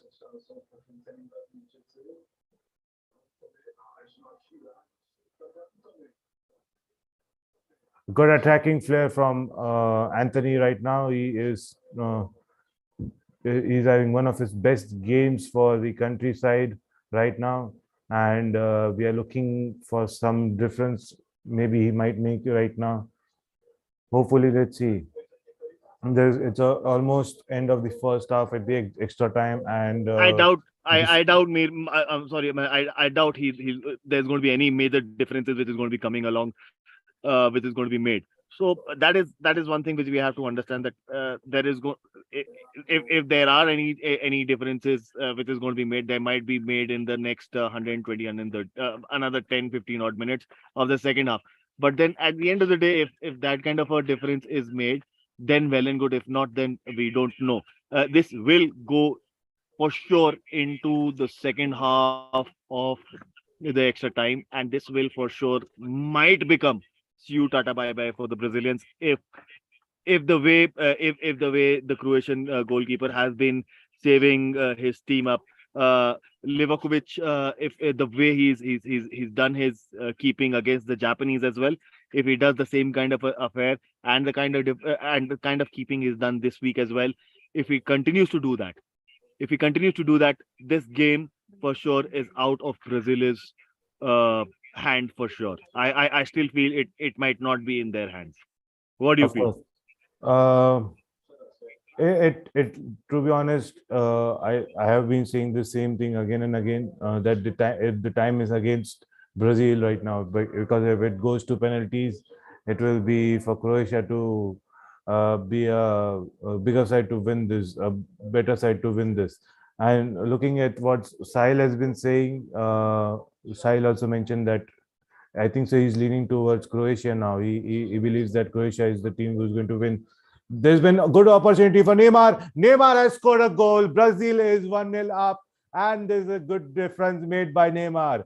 It's a goal for Brazil. 1-0 ahead, Brazil with a very good attack. The keeper was helpless. Neymar had dribbled past the keeper and had scored the goal. And now Finally, it's 1-0 for Brazil. A big goal for finally, Brazil. Neymar comes to the party. Finally, Neymar comes to the party. Finally, he scored the 105%. goal. 105th minute, and Brazil take the lead. Now the combinations have changed. The situations have changed. It now becomes more. It moves towards Brazil, and this is the clinicality which Brazil has been missing for the past 95 minutes, 105 minutes, especially. These are the chances, and this is where the tired legs come into play. This is where the tired legs come into play. If I you think so. if you don't, This was one yeah, of the best goal Neymar had for the national side, because good one-to-one passing with Rodrigo, good one-to-one passing in the middle, and it was Neymar who was just going all along with the ball. right. It was one of the best goal which we might see for in his career at this stage of competition, Oh, that's taking a huge Brazil call. to semi-finals, and we might see a much better goal maybe in the semifinals as well. But for That now, I think so it's the answer is already on my screen right now. Brazil yes. 1, Croatia nil, and I think that they are moving forward. Right now, what I can Oh, do for that what I was can a ask for beauty. That was what actually a beauty. The way he cut across the goalkeeper, he exactly. didn't have any chance. The goalkeeper, Livakovic, has done a brilliant. He's given out his best, and he's given his best for the last. But then, in the 105th minute, Neymar does the unthinkable. I didn't I think so. expect. I think I so. did expect. This is something out of syllabus for Croatia now, because they were not Yes, I expecting a believe goal in now it is 120 done. till 120th this minute. this is what I believe champions are made of. This is what I believe makes Brazil the favorites to lift this 2022 FIFA World Cup in Qatar. Because what passing, what movement, and the presence of mind, the trickery, everything you add it. 1 plus 1 plus 1, all of this combined, and the beautiful finish of Neymar can not go wrong. And this is Of what course. he's shown at the biggest stages of all. When he was needed the most, he's come and given the best performance and the best goal when required. Exactly. I mean, the goal has been a huge boost. Now there's a lot of discussion going on for The both the Croats, side. This for the second half of the extra time. yes, For me, it will be a very happy and easy camp for Brazil right now, for the Brazilian side. But for the Croatian side, I think so. There's now discussion about how to come back from here. Still they have 15 minutes in the game. right. Croatia has been a finalist in the last World Cup, so I would not rule out Brazil not conceding the goal. I wouldn't rule out this, but it it looks like Brazil has already won the game. But still, there's 15 minutes Still more 15 minutes. for Croatia. Mir, Yes, I always say, and this is a very old saying. It isn't over when the fat till the time fat lady sings. And right now the fat lady is just half sung. She I think so. It's been Jose Mourinho who has been oh singing this all along. Then it's not over till it's not over. yes. Yeah, it's It was Mourinho who who's has been singing this. I, was it Casemiro's assist, or it was who's this assist which came it from? It, Uh, it it did not look like Casemiro. It was looking like Paqueta. It was Paqueta. Paqueta. It was It Paqueta was who was, yeah, Paqueta brilliant, man. was the one. Oh man. There was one-to-one passing between And this Rodrigo is and Neymar, then wow. Paqueta and Neymar, and then Neymar had dribble Oh, past the keeper and for brilliant. the goal. It was My a man. superb goal, This well planned goal by the those three Brazilian players, and it couldn't be more perfect than this. I mean, absolutely. we cannot see It anything cannot but go. an It cricket. cannot go. It cannot go. I hope it doesn't go further wrong for Brazil. I hope it doesn't go wrong for them at all, because now is the time where these guys can take it forward. And now you see, this is what it is. I really feel when tough time comes in cricket, in India, in Chelsea, are teams which are just standing. You always have that one spot and one moment where somebody Exactly. shines, and when that somebody shines, it is a moment of brilliant. It is like the brightest star. It is like the North Star shining in the sky, and the way Neymar moved. This is what that one touch passing does. Beautiful Exactly. movement, exactly at the right time, exactly at the right moment, and the Croatians didn't have an answer for it. And especially if you look at it, while finishing, he still cuts the goalkeeper around him, and then he slotted it. So that Exactly. is a very typical goal. And now, Very typical goal. speaking about it, the second half of the extra time has started. There has been three changes I from both this Fred. in total.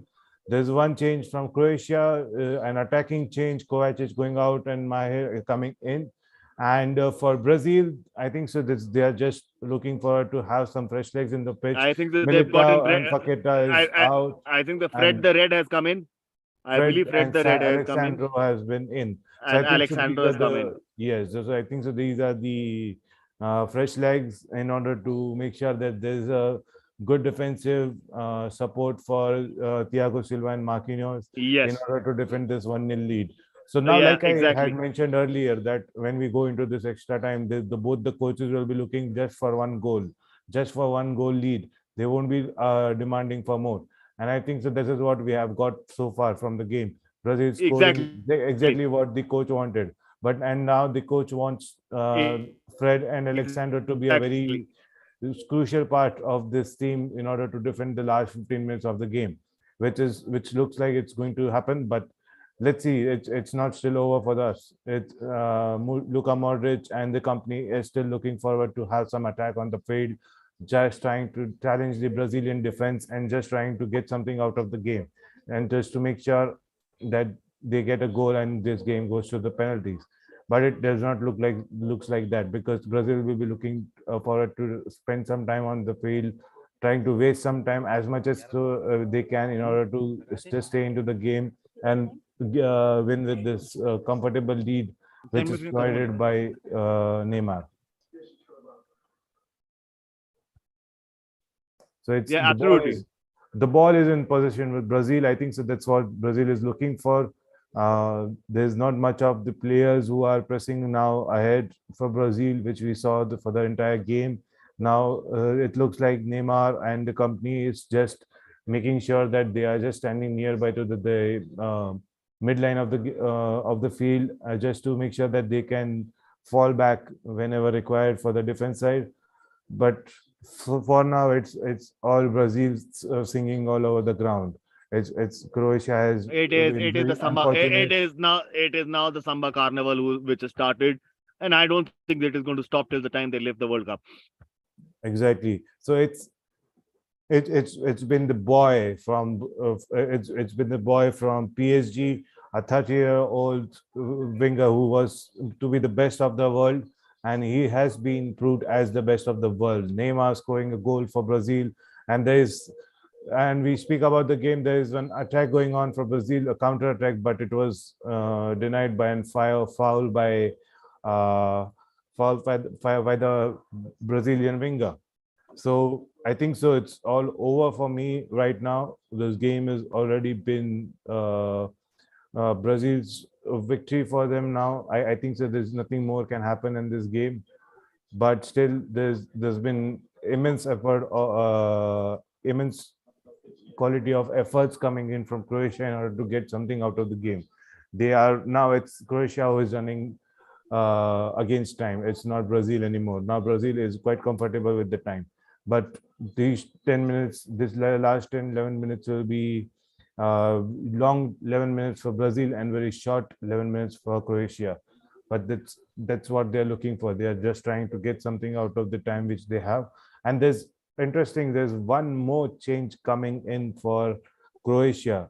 They are trying to bring in more attackers. Budimir is in for Sosa. The Sosa who plays Left as back. left back is now replaced by a offensive change. So now I'm looking at three-man defense for Croatia and I think they're doing a 3-4-3. 3-4-3. That's what I Yeah. said. I was suggesting with Perisic being a left wing back, and that's what I think so is Croatia looking I think for. so. That is what is going to be happening now. Perisic being the left wing back, and Ante becoming the front line ahead of Perisic. That is what I believe it might be happening. There has been attempt from by Neymar to waste some time, but unfortunately Croatian defenders were all over him again, and the ball is under Croatian position now from the outside. Luka Modric, like we spoke earlier, is having a free role and is moving from left to right, from front to back, in order to just make sure he's getting fully involved into the game and providing with excellent balls, which he has been providing since a long time. Right. The but it's still not working out for Croatia. It's not nothing positive looks, nothing as a threat looks for Brazil so far in this game, because since scoring it's been Brazil all over. It's been It's been the their crowd. game. It's been The just crowd their has game. been the crowd has been singing Brazilian songs. They have been just dancing and motivating the Brazilians on the field, just That to is make something sure that they exactly, are and that was defending something for which the we 10 missed minutes. in the first 90 as well. If you remember, there was not so much of noise coming from the Brazilian corner because the Croatians, Brazil was unable to break the Croats. And now, once they have broken, the sound is deafening in the stadium. And even while me and my Mira just sitting and watching, we can just hear the sound of the stadium and not even of the commentators right now. And that is Exactly. how deafening the sound of the Brazilian samba music is. So Exactly. that is how it is rolling, and I believe that is how the Brazilians roll.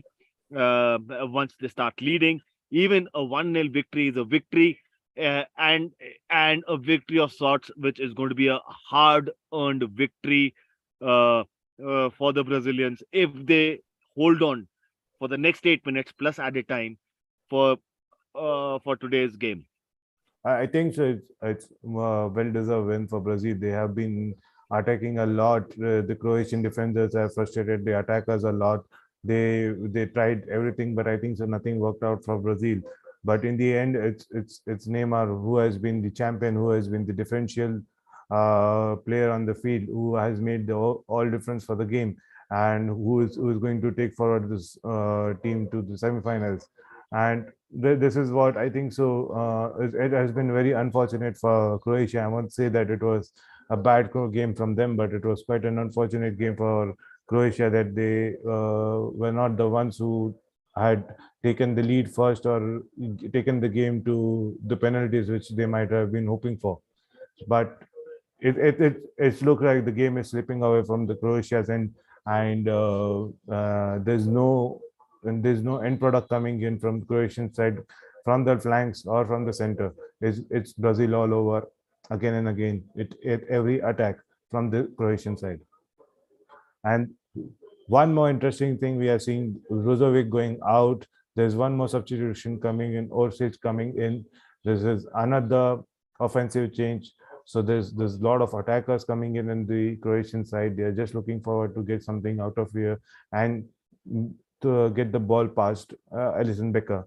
So this is what this is some Croatia is looking forward to do. Mir, I'll give you a big stat, and this is a huge one. I'll give you a huge stat. Since 1938, when Leonidas had scored twice, since 1938, understand 1938 Yes. versus Poland was the last time when Brazil or any Brazilian player had ever scored in an extra time. Neymar is the person he's after 1938, he's the first player to do that. I think so. That's very interesting to hear. I mean, great stat. And also, Neymar has now become the joint highest scorer for Brazil, along with Pele at 77 goals. 77 goals.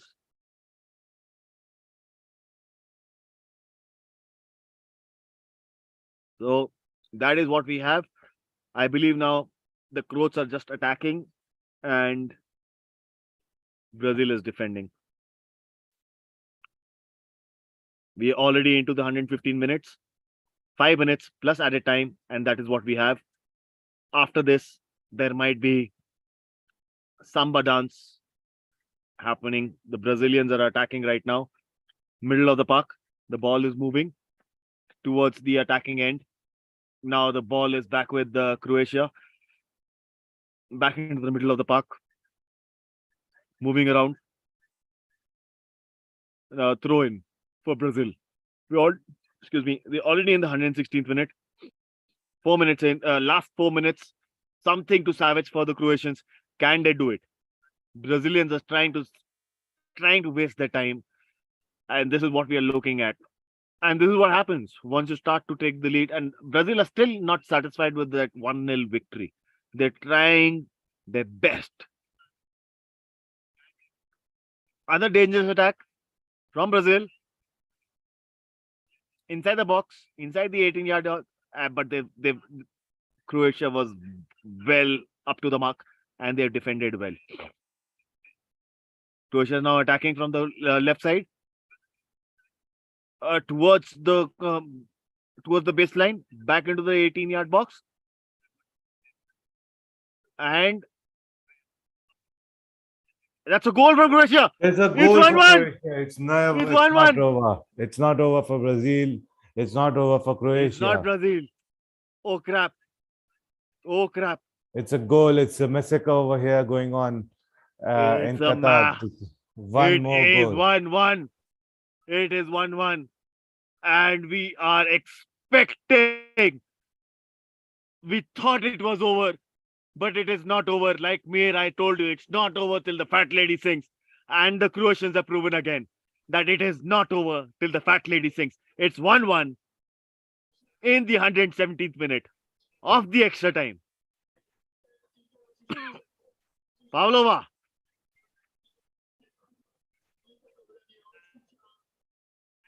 Oh, wow. A superb goal from Croatia. Superb, really well goal. And Wow. it was very unfortunate in a way because it was Marquinhos who had deflected the goal, and that led to 1-1 for Croatia. Unfortunately, that is the true fact. Marquinhos' deflection. I told you, Mir, at the beginning of the game, Marquinhos or Thiago Silva are one of those players may become the scapegoat. May become the So scapegoat. it has been the super sub who has scored for Croatia, Petkovic. Exactly. Petkovic has scored the goal. Wow. The game has just turned around, and I think so we'll be there for more longer time in the streaming. Oh, yes. I hope. I hope there is going to be more things coming in.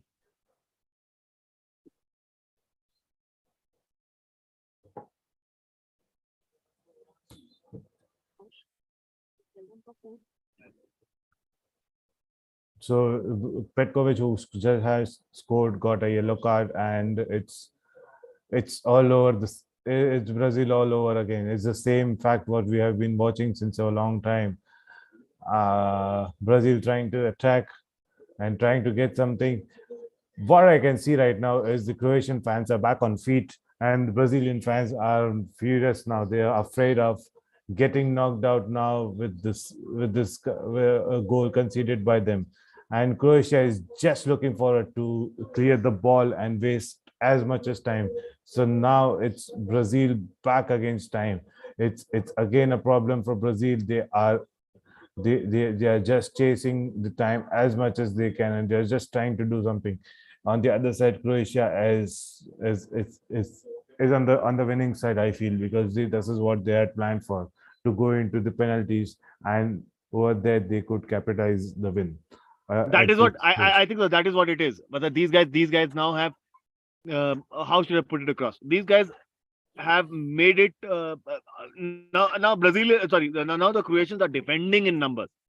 They're defending in numbers, and they know if we are it is the fag end of the half, a fag end of the extra time. So now we all know what we are expecting out of this game. We will go into Pinos, and that is something which none of the Brazilian fans wanted. And I think so. Still, Croatia is fancying this few opportunities they are getting in last few seconds or few minutes, I would say. And it's already been 120, and now we're just waiting for the result from the referees and just to look for the penalties which we were expecting from the start. So I think so. We are just getting into that action, but there's additional time of 2 minutes. I don't think so there will be any kind of changes in the score sheet in this additional 2 minutes. But if there will be that, I think so that will be the winner for the game, for the whole match here. I think so, and it's Anthony who is running from the right side with the ball, is trying to, and it's a foul. It's a foul from Perisic. It doesn't matter. You can take a yellow card. It doesn't matter. You just He's need to taking it for defend the team. yourself. Now is the He's time you're taking taking it it for for the the team. team. It doesn't Now is the matter. time. Yeah, But now exactly. there's a free kick from the right hand side for Brazil. A dead ball attack coming in from the right Exactly. hand side. So now Croatia has just to defend this free kick, which they have done really well so far. Apart from the goal which was scored by Neymar, which was quite exceptional. But this looks like an easy task for Croatia to do so. And to be honest, it's a bad performance from Brazil now, Yes. because Now they should have kept that lead. They exactly. should have maintained. They should have defended that lead, because They were sloppy. They were they're way sloppy. too sloppy.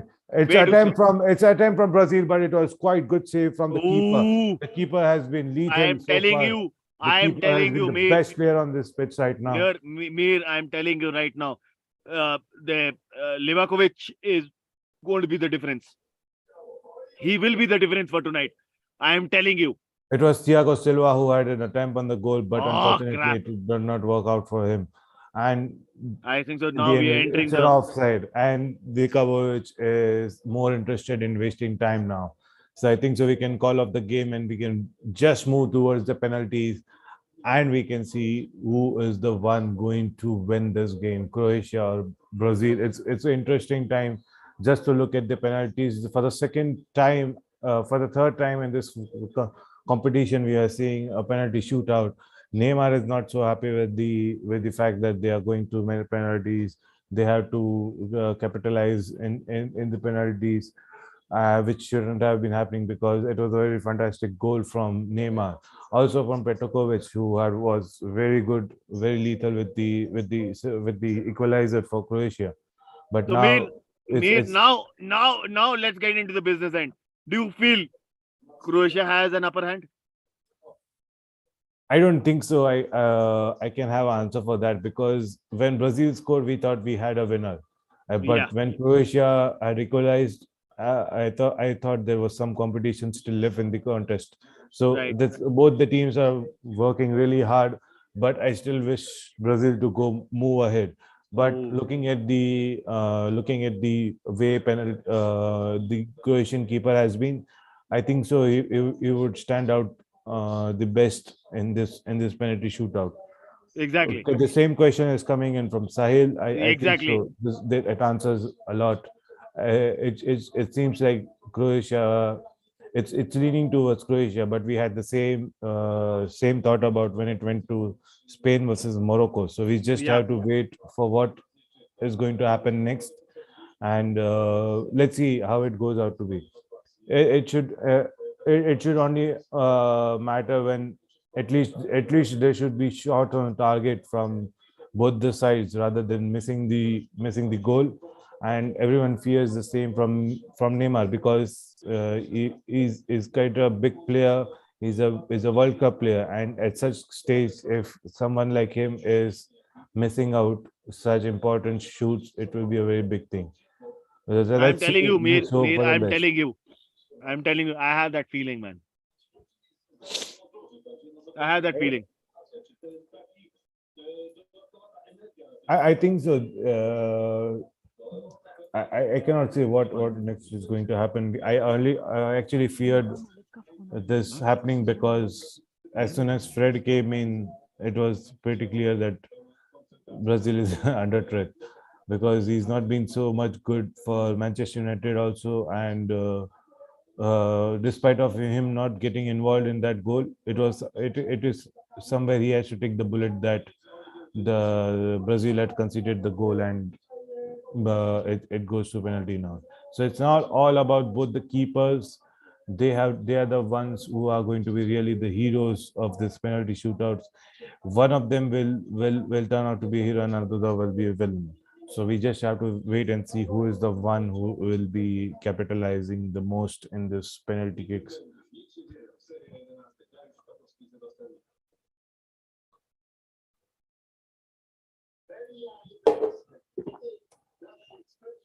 That is there, mate. I agree to you 100%. But now, getting into the final. Now, if you want to get into the semifinals, what is that one thing you really want to bring onto the table? What do you feel? What would you do as a manager, and what would you as a player? I am putting you in a spot. As a manager, I think so it would be best for me to motivate my keeper that whatever happens it's the final result. It's going to happen. So you have to be best for the balls which are going to come against you. You have to be sure about what you're going to do. If it is wrong, it's okay. If it is right, it's better. But they have to be confident. They do not have to be having a second thought about if they have to die on the left side or right Have you side. tagged Ananta? So it's all about the keeper right now. As a player, I think so. It's a huge stage where they are standing, where they have to make sure that they are not missing the penalties. But yes, it's kind of a pressure, and I think so the fans who are there to motivate them are the ones who can give them the confidence which they are looking for. Absolutely. I agree, man. Absolutely. 100% agreed. So we are into the Pinos. Mir, you'll be my eyes and ears Of for the course, Pinos. 100%. Of course, I'll be over here. I'll be You'll be my eyes and ears. You'll be my eyes and ears. By the time I watch it, it would be done and dusted. So you'll be my eyes and ears. of course, And yeah, 100%. So because let's get started with the penalty kick coming from Croatia first, I believe, with Alison Becker at the goal. But there is some discussion going on between the goalkeepers and the ref. right.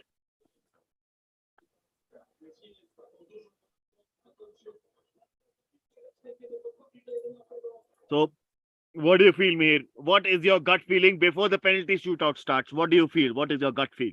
Give I me a think so gut feel. I think so. It's Brazil. It's Brazil. Yes, I think so. It's Brazil. So my So there missus is so I'll tell you one thing. My missus is saying it's Croatia. My missus is saying it's Croatia. Sahil is saying Croatia. I am saying Brazil. It's a goal from Vlasic. Vlasic. It's a goal from Croatia, 1-0 ahead in this penalty Vlasic scores. shootout. In this very Vlasic scores. interesting penalty It's shootout. 1-0. So now it's Brazil's turn what they are going to do. Brazil's turn. And these are 5 important players of the team who are going to stand out in the penalty shootout for each of them. And it's Rodrigo who is coming in from Brazil's side. I am telling you.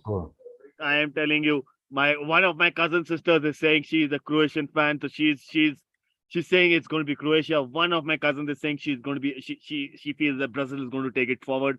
So there is bifurcation in between my family itself.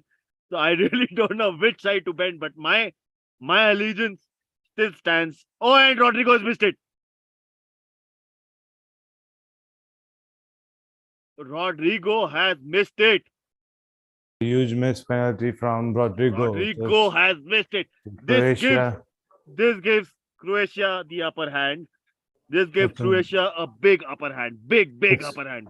It's 1-0 ahead for Croatia right now. Let's see how it turns out to be. The second, the keeper has been really outstanding from day one in this World Cup, and it's been the same right now. I am telling you, that's what I told you. That's what I told you.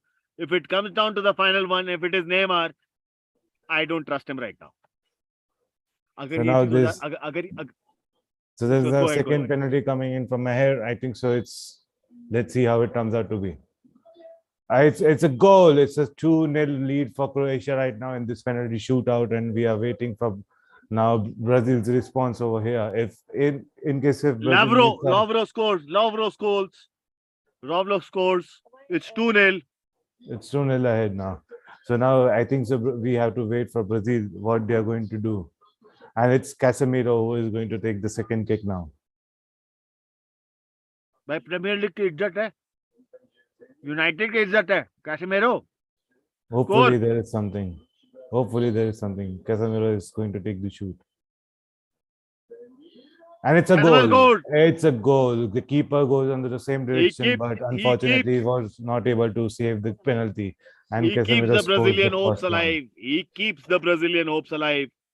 And there's a lot of things on the table for Alisson now to make sure that he has to save one in order to keep both the sides on the level pegging. Do you really feel Casemiro has that capability of saving a penalty? Because for Liverpool, there's been a very, very rare chance I've seen this guy save penalties. Do you feel he'll be able to save penalties? It's still difficult to say, and it's Luka Modric taking in for the third kick of Croatia, the third penalty, and I'm hoping he will be scoring it with the experience he If he misses it, and he it's scores. A goal for Modric. 3-1 ahead. 3-1. Luka Modric has got the ball inside the goal. Ooh. Luka Modric. 3-1 for Croatia. 3 out of 3 for Croatia. I think so. It's now Pedro who is going to come in. Pedro, who came in the second half. I think that he came into the extra time when there was a substitution. Will he be able to do justice to the penalty? Do you feel, Mir? Will he be able to do Pedro justice? scores. Pedro scores. It's 3-2. 3-2 for As we Croatia. speak, yes, Pedro scores. He does Now, the justice. Now it's 3-2. The last final two penalty kicks. one Final two is penalty Neymar. kicks. I'm not One sure miss about the second required one. one miss required from Croatia, and two scored for Brazil to go through. Else, it is Croatia going through, beating Brazil, being the big upset, the biggest upset of all of this World Cup.